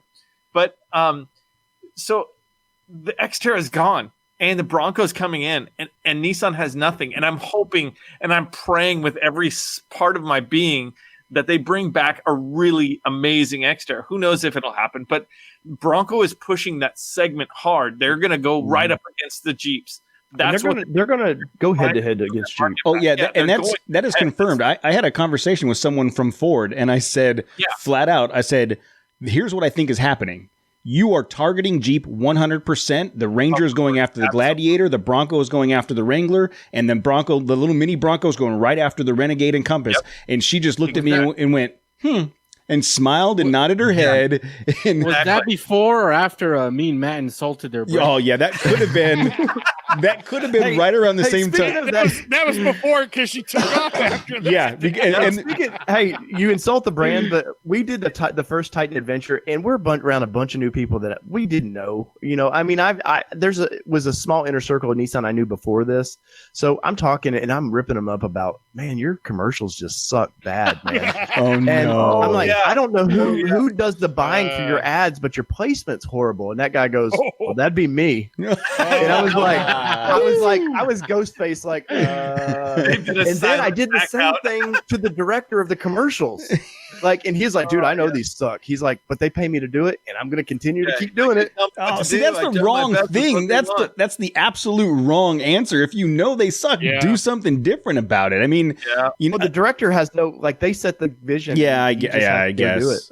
Yeah, no, I understand, but you know, we're all in agreement with you that they're horrible. Yeah. I mean, because I've said it. They have a waspy dude that's out there in front of an Altima and a Rogue, and guess what? By the end of that commercial, there's the whole damn lineup sitting out there. Yeah, and it's like because they really don't have a ton of money. I understand. When you say waspy, do you mean like he's like kind of a hornet shaped like murder hornet? No, like a yellow jacket. Or somebody want to swat out of the air. No, my if favorite Nissan was a bee, it wouldn't be that. My favorite Nissan commercial, and I'm 99% sure it's a Nissan commercial, is when they're playing tag in the cars on the streets of some town, and they're chasing each other in their cars like tag you're it. It's a Nissan. I'm 99% sure it's a Nissan commercial, and it's in the 2000s, nobody remembers Nissan because it's so lame. They had the best commercials when they launched the Gen 2 Xterra. They had the best. They nailed it. They did what Jeep did, but just recently, right? Yeah, they were doing like people riding mountain bikes and stuff, and like showing off. They in Moab. And that's that yellow truck that I raced in. That was it, dude. And they were like, you know, this everything you need, nothing you don't. You know, like this is an off road. You take a truck, let's do this. You know, had that first aid kit in the door. Like, yes. Oh yeah, you're gonna hurt yourself. Brush off. Hey, you're gonna hurt yourself, but we got your back. We got you covered. We got a Band-Aid. You know what? Talking about the Xterra, I remember I had a friend that was looking for a vehicle, and he was talking about the Xterra, and I'm like, you know what? I think they're bitching trucks, but I don't know anything about them. I don't know if you can buy a suspension for them. I don't know anything about them. He ended up going a different route, and I remember telling him, I said, I think the Xterra is a little bit smaller. And I remember parking, I had a Grand Cherokee, my WJ, lifted 33s, and I parked it next to an Xterra and went, holy crap, that Xterra's as big or bigger than the Grand Cherokee. If for some reason I always imagined the Xterra to be more of a subcompact, but it was a good size. Well, the Gen 1 sort of was. Was it? The Gen 1 was sort of in that compact. And it had more ground clearance, but partially because it was a little bit more of a compact vehicle. And the second gen, they're fat old girls. Mm-hmm. But at the same time, like, you know, you put a bunch of stuff on them and they turn into big old monsters. You know, it's the same as there's a joke there. And I remember but when my thing. Go ahead, Jose. Go ahead. No, go ahead. No, I was just saying. But my thing is, it's like they have, great trucks overseas, like the Patrol, like the Nissan Patrol. Yeah, it's like world renowned for its off road capability. Even the Y62, the one they have now. Yeah. It's like, even though it's IRS and IFS, like it still competes with the, you know, Toyota Land Cruiser, the 200 that they have, that we have here too. But it's like, why not, you know, pivot heavy on that they have something established overseas. They've actually toyed with bringing Patrol nameplate here to the United States, but as far as what you're calling a Patrol that we call the Armada here, it's the same. It's the same platform, right? Well, same. it is, but it isn't. Of course, you know, they get front rear lockers. Yeah, they got lockers and all that stuff, but they're the market, the United. So I have Australian friends, and they are like, "Why do you guys not wheel Patrols or Armadas?" And I was like, "Because it's too big." And they're like, "What? It's too big." Like, they don't get, the Australians don't get our market, and we don't understand theirs, which makes us want each other's cars all the time, you know? Yeah. But the last generation Patrol is my favorite Patrol, like the one before the current. It was the perfect size vehicle. It was just a little bit bigger. You could get a kick-ass 2-door or 4-door. And I've toyed with it, and I did a video on this, why they don't bring the Terra. I don't know if you guys are familiar with the Terra. Hold on real quick. I was just going to address that because I saw that video, and I saw a Terra here in Southern California, and I weaved. I had other cars. I had people in the vehicle with me that weren't car people, and I'm freaking, I'm swerving, and like my wife, they're like, "What's going on?" And my wife's like, "He sees something." I'm like, "Look at that! What is that? It's got a Nissan badge in it. I don't know what it is." And I'm weaving in and out of traffic to get up next to it, and I saw the Nissan Terra. That thing is cool. That is a cool SUV. And it's definitely it's the third generation Xterra. When you see it, Yeah. it's Xterra all day long. But it would make sense the financial troubles they're in, other than it passing crash standards here, it makes perfect sense to bring that thing here. It's basically built on the same platform that the Frontier is. There's not a lot of change to it other than it gets a diesel, and we, obviously we don't like diesels as well as the rest of the world. But that truck, like when you see that truck with a 3.8 and the 9-speed transmission would be an absolute home run in my opinion. Yes. Yeah. Especially right now, like the off-road and overland market is such a huge thing right now. Overland. Remember, I said Nissan and timing. Yes. Nissan has the worst timing. In 2000, is this a good time to do it? Let's wait. Yeah, 2031, they're going to be like, we're going to bring out an overland model. Yeah, we hear overlanding's big. But no, I saw that thing, and it was the right size. It seemed like it had the right wheelbase, the right dimensions, the right everything to be a competitive over Toyota 4Runner competitor. And it looked super cool. I was really. 4Runner has no competitor right now. Like for that segment, there's really no competitor to it, and that's why Toyota's been like, we'll change it when we do. There's no rush to change it. Like, you could technically 4-liter 5-speed, but I think you could technically throw the Wrangler at the 4Runner as a competitor with Wrangler. I don't think so. I don't think so because they're two different. Like the people that want the 4Runner are this sounds horrible, but they're a little classier. They want something that they can. They want something that they can feel like they've got an off-road vehicle, and I've seen enough of these overlanders to know that they go roll them as soon as they get them. But I think people that buy those mall Wrangler, curves are pretty steep, all right. But people that buy a Wrangler, there's a lot of soccer moms that buy them, but you know what it's capable of. But with Jeep owners is they have the most capable truck, but they never test the capabilities. I'm just saying everybody wants to look cool. I'm just saying in the 4-door SUV market, right? If you were just checking boxes on the CarMax website, the Wrangler 4-door SUV hardtop 4-door SUV could be a competitor against the Wrangler. Visual point of perspective, those are probably the two, we'll call it masculine or strongest body line vehicles out there right now. And I've been looking a ton because my wife wants to get rid of the Armada and get a mid-size SUV that's tough, that might be able to tow a little bit. Bronco. And I don't like anything. Bronco. And I can't buy a Toyota. Bronco. Yeah, Bronco. I tried to talk her into a Bronco, and she's like, "I don't like that." And I'm like, "I don't like you." And then,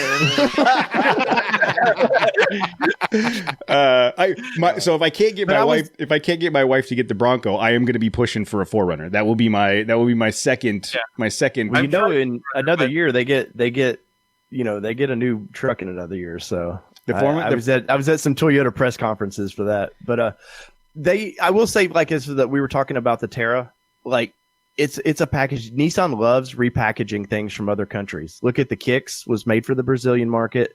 The Juke was really made for the European market that they just brought here for a bit. As cheap as Nissan is, it fits their to a T. It fits what Nissan does. And so I really do. They're great about keeping surprises, even though we got that picture.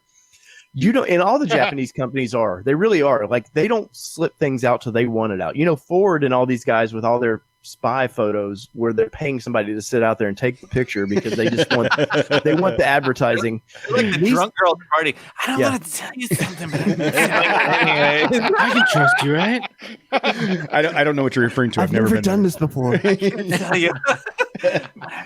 But the Japanese companies don't let those secrets out till they really want them out. So, and I've seen here in the States, I've seen by the plant, they used to have the Navaras running up and down the roads because they were testing them. And so for you to see it out there, it makes total sense that you would see one. Yeah. Look, man, we've been from a Nissan perspective, our experience with Matt and the way he drives his Frontier, we bag on everybody's trucks just because of that's what we do. I mean, you guys know that, but sure. But seriously, that Frontier has been awesome. I want to say bulletproof, but I don't want to jinx it. But I really drive that thing really hard. Hey, the only thing about I drive it to work every day. Just no wheel spin, and you're happy. Like when you get into obstacles, as long as you stay out of that throttle, you'll never bust a diff. That's a common weakness in that thing. If you just stay out of the throttle, no wheel hop, you're good. I'm doomed. Yeah, I'm doomed. Matt has two speeds. Matt has two speeds. You're Not just moving wrong. forward. Not moving forward. Yeah, he's got a binary pedal on that thing. There's no analog, whatever. Exactly. Fortunately, all or nothing. Fortunately, the Ronin MTX tires we have on that thing are all grip all the time. I mean, that's one thing we've said. His stock Frontier with those tires. Not all the time. Not all the time. Except for when you're trying to chirp that it. traction control right off. Yeah. Yeah, you know what? That's going to be. I still have like 40,000 miles on my 100,000 mile warranty as far as my drivetrain. So I'm going to push that. What year's your truck again? I can't remember. 18. Oh God, it's so fresh. Yeah. Wait a minute. Can you say that again? It's so fresh. It's so fresh. Dirty. It's the same thing as the one you got in your driveway, dude. I mean, it is. It really is. So my truck, I just got an up-rev tune on it, right? So, and this is some stuff that I've just been doing on my channel. I got an AFE exhaust catback, AFE intake. I got an up-rev tune, and then I sent the up-rev tune out to Z1, and I said, make it spicy. And then I said, I'd also like a ridiculous tune. So if you can give me the spicy and then the ridiculous, maybe blow it up. And he said, we can give you the spicy, but we'll see about the ridiculous. I'm like, all right, cool. So tomorrow I'm going to be putting in the super spicy tune, and so I have the regular like decent tune in it, right? It takes into account a little bit of the stuff, and then I did data log, sent it out. And now I have the spicy tune, which I have to put in tomorrow. I'm going to be shooting a YouTube video on it. But let me just tell you, dude, that truck woke up crazy just with the intake and exhaust. He doesn't need that. Yeah. He doesn't need that. Yeah, he's already ridiculous. We're trying to sell parts here, man. Come on now. I'm so excited for the spicy tune because he needs that. when I get up into like 3,000 RPMs, that thing just starts screaming and it starts smashing, and like I know I'm gonna break my truck. You're gonna blow it up, dude. It's sad. It's like 100,000 miles. I just changed the oil, thinking that might help. It's not gonna help. It's not gonna help, dude. It's not gonna help. Because I'm like, you put 90. Like, oh, this is gonna make a great YouTube video, and I just know you put 91 octane in it, thinking that's gonna fix something. Yeah. Oh yeah.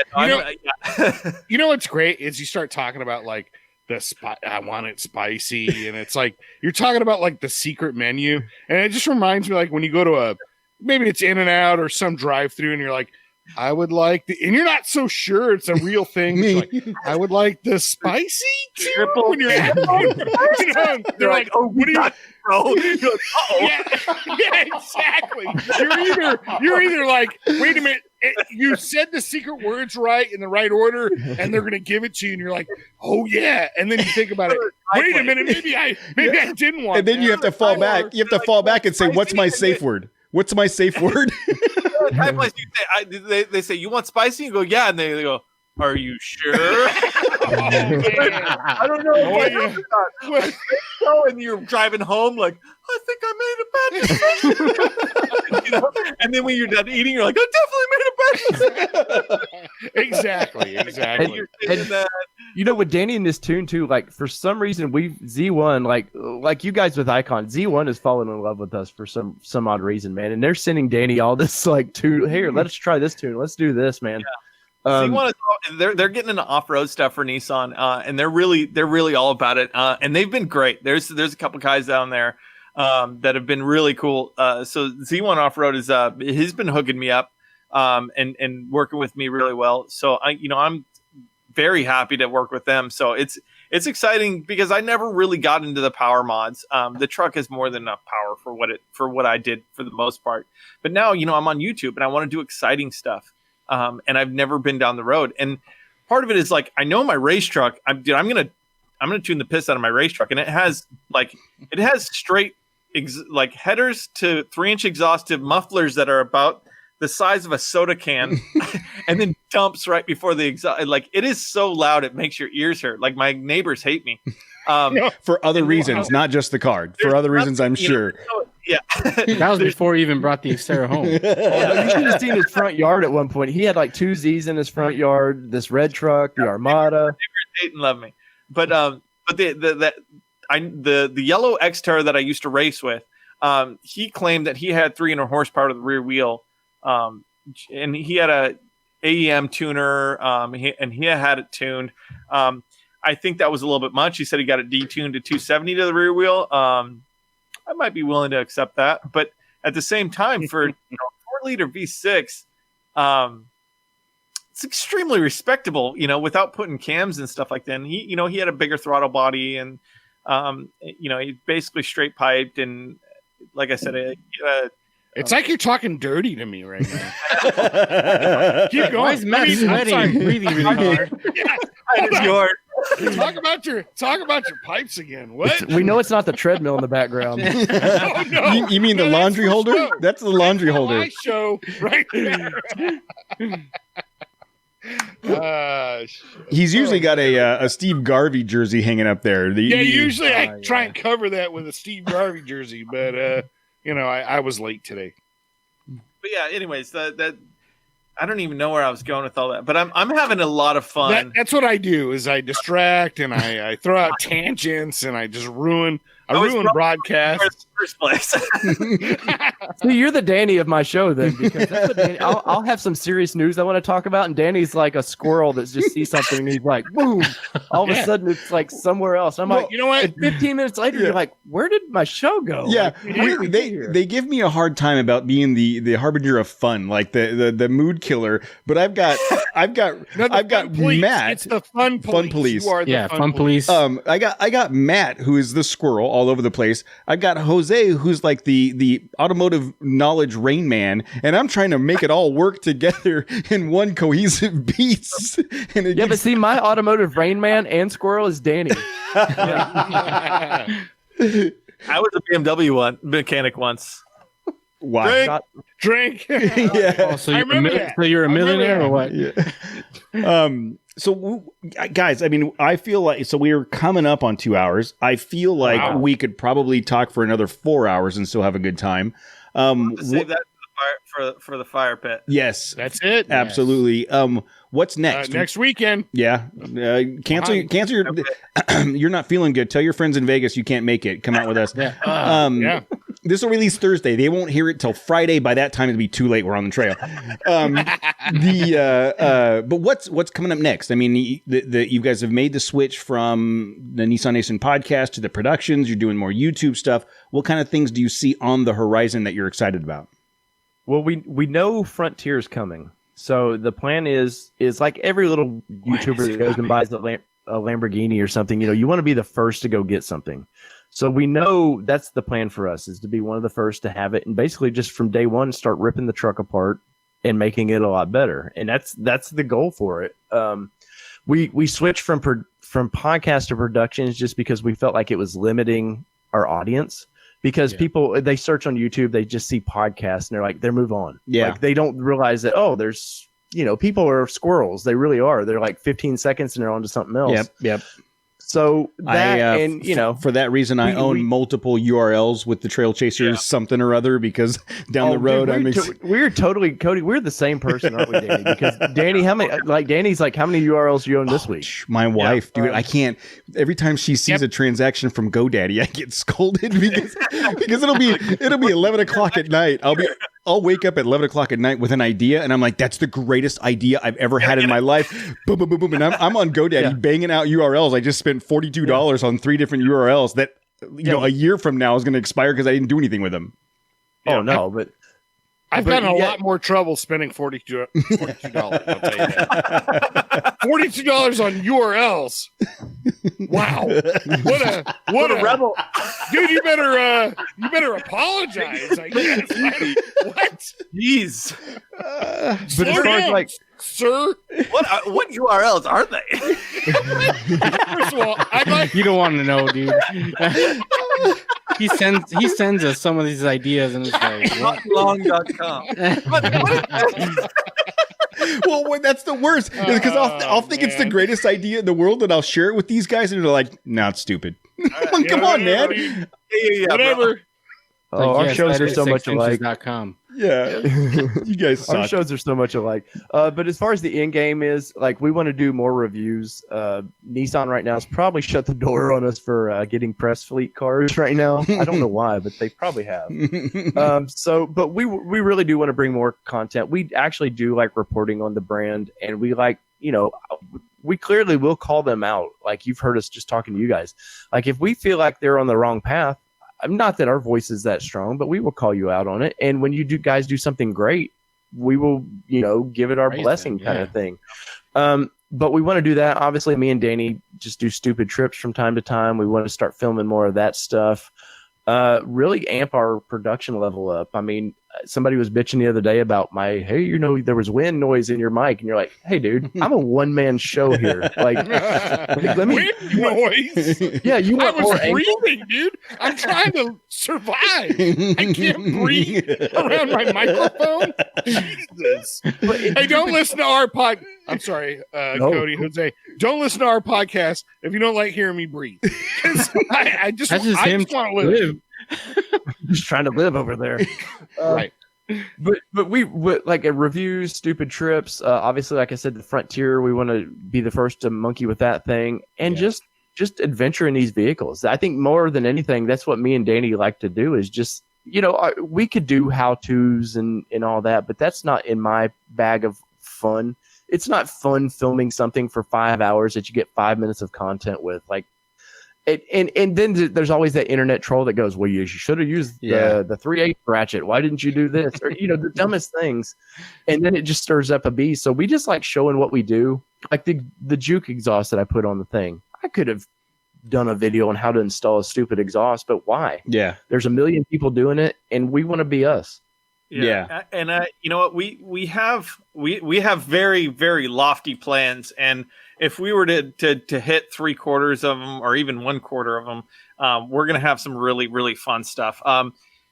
We've already done some stuff. Like I did some unique rides. We're interviewing guys with really cool trucks. I went up to King of the Hammers with a good buddy from Colorado, and was able to do a little walk around with his truck, and then I went and followed him on a trail and ended up just smashing my bedside. But those are the kind of the fun stuff, and we want to bring kind of the entertainment as well as some fun news and whatnot. And so we're working really hard to bring part entertainment and part good quality content that you might be able to take something away from other than a good laugh. Like Danny was saying, we want to come to you and in our audience, and we want to, if you've modified your vehicle, let us test drive it.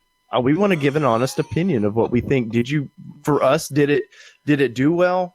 Would we have done this? Would we have not? At the end of the day, we love it because it's a Nissan thing. But our part of our plan is to do that. Like Danny's done some test video stuff for it with Cody in those trucks of we want to do it with race cars too. It's not just truck. Yeah, that was the first solid axle swamp Xterra that I ever drove, and it was a total blast. I had that thing all crossed up, and it was fun.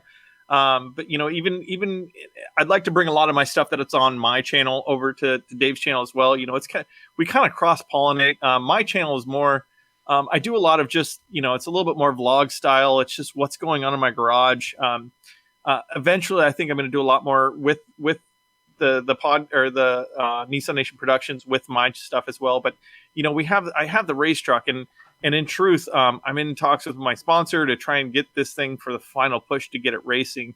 And that stuff will probably be mostly on the Nissan Nation Productions because this is, this is me and Dave's baby. This is what we've worked so hard for 5 years for. And yeah, I'll vlog on my channel to keep, what's going on. But in truth, the Nissan Nation Productions is our baby together. And with both of us, on the different sides of the country, you get a lot more from different perspectives. Dave has a lot of, what's going on in factory stuff and what he's doing and reviewing vehicles and stuff like that. What's coming. And I have a little bit more of on the side of, exciting race stuff, or, I'm doing fatty burnouts in my Frontier, hopefully in a week, so we're really doing our very best to bring fun content. And that's what we do. And we're going to, and literally we're getting better at it every video. If you go back and watch some of our early stuff, don't.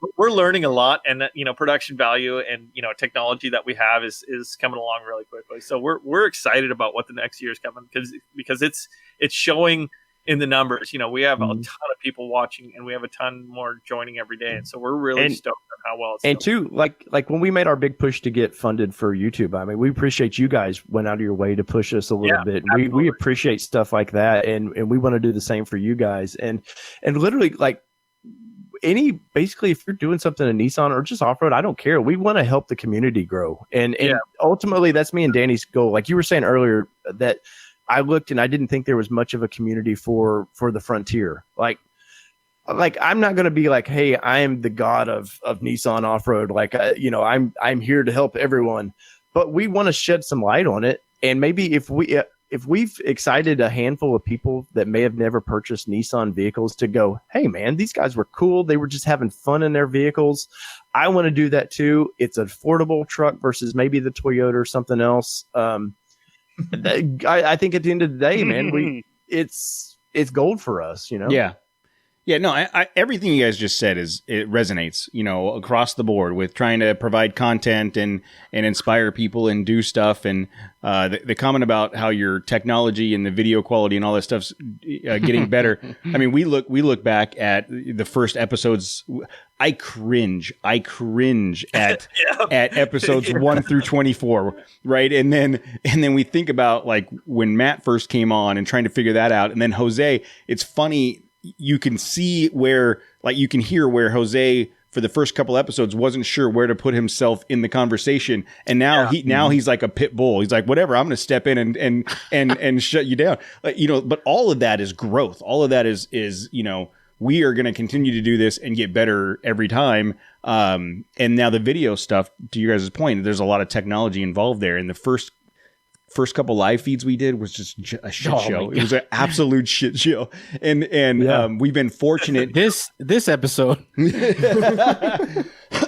been fortunate to have some people step in, like in the form of EVGA with the technology and some of the other sponsors we have to help us. Danny, write that down. Write their name down. What was it? I'm in a race truck in my garage, Dave. What am I going to write on? Yeah. Well, so speaking of that, so we built the new production computer, and as of this weekend, Matt and Jose each have a production level quality computer at their house. Nice. Now we just got to show Matt where the power button is, and then see what happens after that. How to get onto the internet? I got to figure out how to get onto the internet with it. He's still looking. Once that happens, the magic, like all the he's still looking for content that's been holding me back. It'll be unleashed. It's gonna be awesome. It sounds like us a few episodes back. Like I was trying to do live streams on my MacBook, and you talk about like that poor. I swear it cooked a hole in my desk. Like yes. it was getting so hot. Yes, that was the computer in Cody's office. Yeah, we had. I thought it was going to take off and fly because the fan wouldn't shut up. Yeah, the one behind here. We used to call it the Chernobyl event. Because it would sit. Get out of there, it would sit under the desk. Hold on to your precious jewels.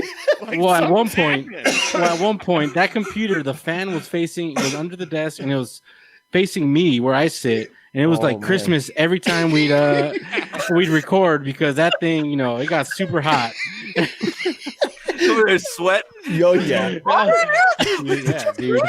Jose had a special glow at the end of every episode. It's a good thing. It's a good thing he's already had a kid because the radiation that was emitted after he's never having another kid. He's done. If you had one now, it could have special powers. Superpowers. I've seen a lot of movies, and that's how it happens. Well, oh man. Let me tell you. Let me say this. I know we got to eventually run this down, or else we just sit here and chat for another 3 hours. Yeah. But one of the things that I think I love so much about what we've done so far, and what we're doing, and what you guys are doing, and the environment that we're doing it is like I have met the coolest, most fun, most like-minded people across the board, and I've always I want to always encourage other people. Whether you're doing a podcast or you're just, in kind of hitting us up on whether it's YouTube, Instagram, whatever, messaging us, asking questions. We try and answer as much and as many questions as we can on any forum, DMs, sliding up into my DMs or whatever. But like I always I enjoy that. I enjoy steering people in the right direction, and on top of that, getting new people out. Dave's went Windrock every year with the Nissan. There's so many new people that always come out there, leading trails and getting them spun up and starting them into this world of off-roading and camaraderie and stuff like that. And that's what I live for. Like I said earlier in the show, I'm a people person, and I love, like you guys now, you're on my list of people that I have to go and share a campfire with. Like it has to happen. It's like you guys got bucket listed for me. So you guys are like literally like an hour and a half away from me. So now is that your porn name, Danny? Bucket list? I'm gonna bucket list. No, I think Matt's want to go with Danny. No. Power Rock, we're gonna bucket list it. Wait, do I have an option to get bucket listed, or is this happening to me? Is there a safe word? Or? Either enjoy it or sob yourself into oblivion. Oh, hey, and Danny, to that, like one last little story here. So we flew Danny out to East Tennessee where I put on my event, and Danny being SoCal dude, like you guys have the greatest weather in the world, man. So even though we do this in September here in Tennessee, for us, altitude where this is at is about 4,000 feet. I mean, it's a little bit of altitude compared. I'm around 600 feet. So Danny comes out literally, I guess, in SoCal gear of just a hoodie and his pants and a backpack and dreams. And like we get the campfire going and we're all having beers and you see Danny just over there. Dreams. I'm sorry. He came out with his dreams. That's one of Cody's cutouts. That's what it was. But you see Danny, we're at the fire drinking beers and Danny, you just start seeing him shivering and like he's like, so where am I staying tonight? And we're like, well, you're in the rape cabin. He's like, what? Like I was like, no. And what it is at Windrock Park, there's this bush cabin. No, it's just platforms and this cabin. And we were like, oh, you're staying with this guy Kevin. And he's like looking at Kevin, and Kevin just kind of gives him the little wink, when we're saying rape cabin. We've all done it. Like totally his first trip out here, he's like, what the hell did I just get my? It's East Tennessee for one, so everybody thinks like if you pictured a rape cabin, that like he wasn't joking. Dude. I slept on a wooden box with some random guy in like a wood hut in the middle of like the forest, and that was after the moonshine, which I tried first in Tennessee, and the least you could do is remember that guy's name. I find that a little upsetting. You spend that much time with him. If you're gonna spoon with a man, his name started as Kevin. Now it's Kevin Bear. If you spoon a man, you need to remember his name. Better. That's just etiquette. I think CPT Pack Rat 1 just said that we need to do a TC NNP Rogue overland trip. We need to do. I've got a couple trips mapped out that I want to do, like epic trips through Big Bear and all the way out to the other side of the mountain or through the desert. I mean, I would be down with getting something like that put together and get a bunch of those guys like Rogue Overland. Like I've never seen anybody organize a trip the way they do it ever. They are nuts. How like to the minute, isn't it, Danny? Like we're like we got to go now. You're like it's brilliant. No, okay. So look, I can show when we're done recording. I will show you the itinerary. Shut up, Jose. Shut up. No, I will show you the. I will do show I have you. To follow shut that up. Itinerary? Shut up. I mean, I will email you the itinerary and maps and all of the information that I'm about to provide these Mamba Jammas, and they will, the minute we hit asphalt, we hit asphalt, they go out of their way to screw the whole thing up. They intentionally. No. How many U-turns? How many U-turns do we have to go shut through? up. I need to mute. I need to mute Matt. I need to mute. As soon as you don't have any U-turns in your itinerary. You don't have. I just muted you. You can't hear me now. So I swear to you, it's as if Matt and Jose get the itinerary, print it out, and go, okay, where do you want to mess with him? Because I think we can stretch this part out, and he says we're gonna stop here for 15 minutes. We're gonna stop there for 45 minutes. That's what we're gonna do right there. So there's an alternative itinerary that they work up on you. Yes. Oh yeah, dude. There's a real itinerary. Yes. So in full total honesty, I do the itinerary for me. It makes me feel comfortable. Like I map everything out. It makes me feel comfortable so that I know if everything goes to hell in a handbasket, I can find my way back because I'm lost all the time. I don't. He's directionally I challenged. am horrible. 100%. Like you could show him a compass and explain how it works. Doesn't matter, Dude. For the longest time, but wait, Clock. for the longest time, and I've mentioned this before, so I don't. Matt's going to give me for a long portion of my life. North was whatever direction I was facing. I thought like. I'm a land surveyor. You're breaking my heart, man. East and west was just another way to say left and right. What's really sad is with that knowledge, we still follow him. That's what's effed up. It's true. It's True. You must know where he's going. Hey, he printed out an itinerary. I guess that's the least I could do. Like he's got a printer, so he knows something, right? Man. Oh, I need to be on this trip. Oh, dude. I can't believe it's not. The road guys are not all of them, but half the road guys are the guys I was planning on headed out this weekend with. Yeah, those guys, all right. Those guys do. I interviewed them. We should probably have them back on because I think they were like episode 4 or something, like super early on in the show. Oh wow! And they've grown so much since then. But they're awesome guys. All right, guys. Yeah, so we're at 2 hours. This has been a lot of freaking fun. I mean, I knew going into it. Yeah, I knew going into it, just knowing your guys' personalities, it was going to be a good time. But I think it was a lot more fun than even I expected it to be. And if we can find a way to get ourselves on the trail, I think that would be a hell of a good time. So we gotta fly Dave out to Southern California and get him out in the desert somewhere, and we'll go wheeling for a handful of days. I think it's only like an hour and a half for him to drive. We have our version of the rape cabin over here. Oh well, between the quick trip from Danny and the lack of knowledge where we would be going, I'm a little nervous to want to fly out there. Oh, you shouldn't. Dave gets real nervous without plans. Yeah, no, you did. So he'll come out, just teeth chattering, and I'll make everything just right. Yeah, you should be gentle. Nobody should ever follow me through the desert. I'm saying it right now. I know you're going to do it. You guys always do it, but no one should ever follow me through the desert. Nice. So, hey, everybody, look. Go ahead. Oh, I just said I'm in. Nope. All right, I'm on. I'm in too. Let's. So everybody, if you're not already following the Nissan Nation Productions YouTube page and Dagroot X, go find them on YouTube. Subscribe. Help them build their numbers up.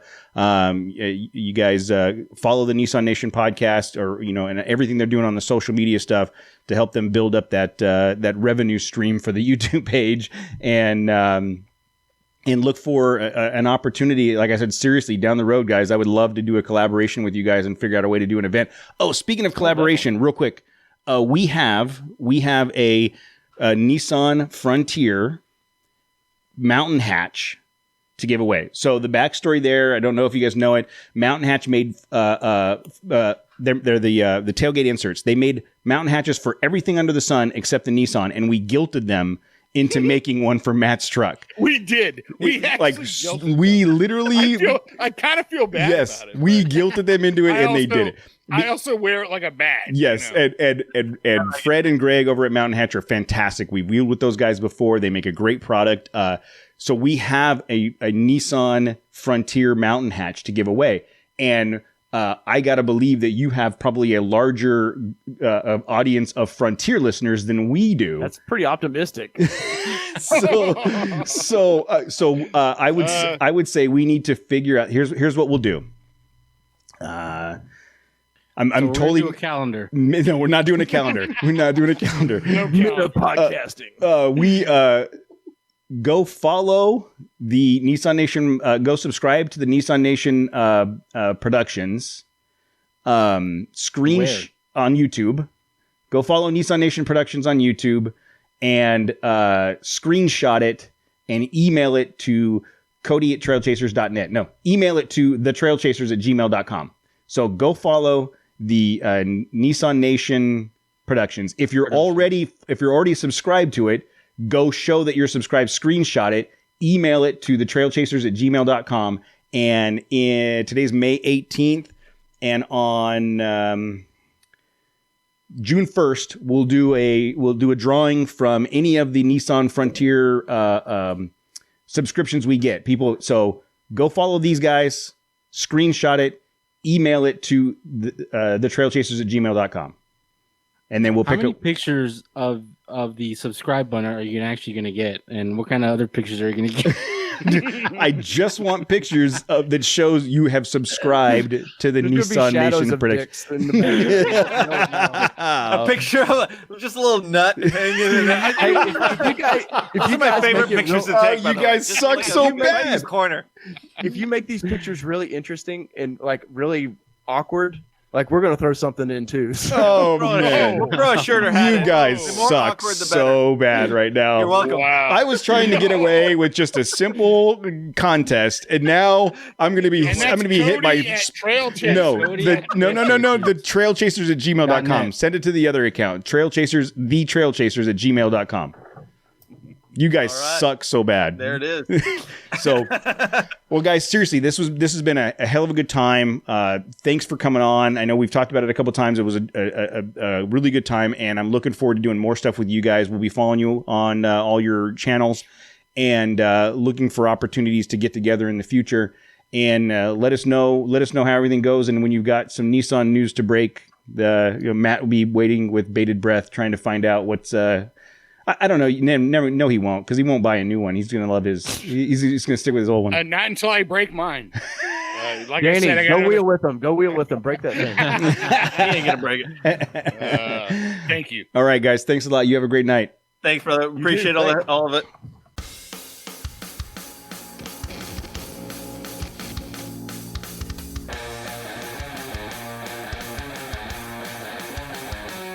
I'm Presley, and thank you for listening. Thank you to Nexen Tire. Thank you to Icon. If you want to be on the show, call 951-394-DIRT. Thank you to Ryan Torino with all of the music.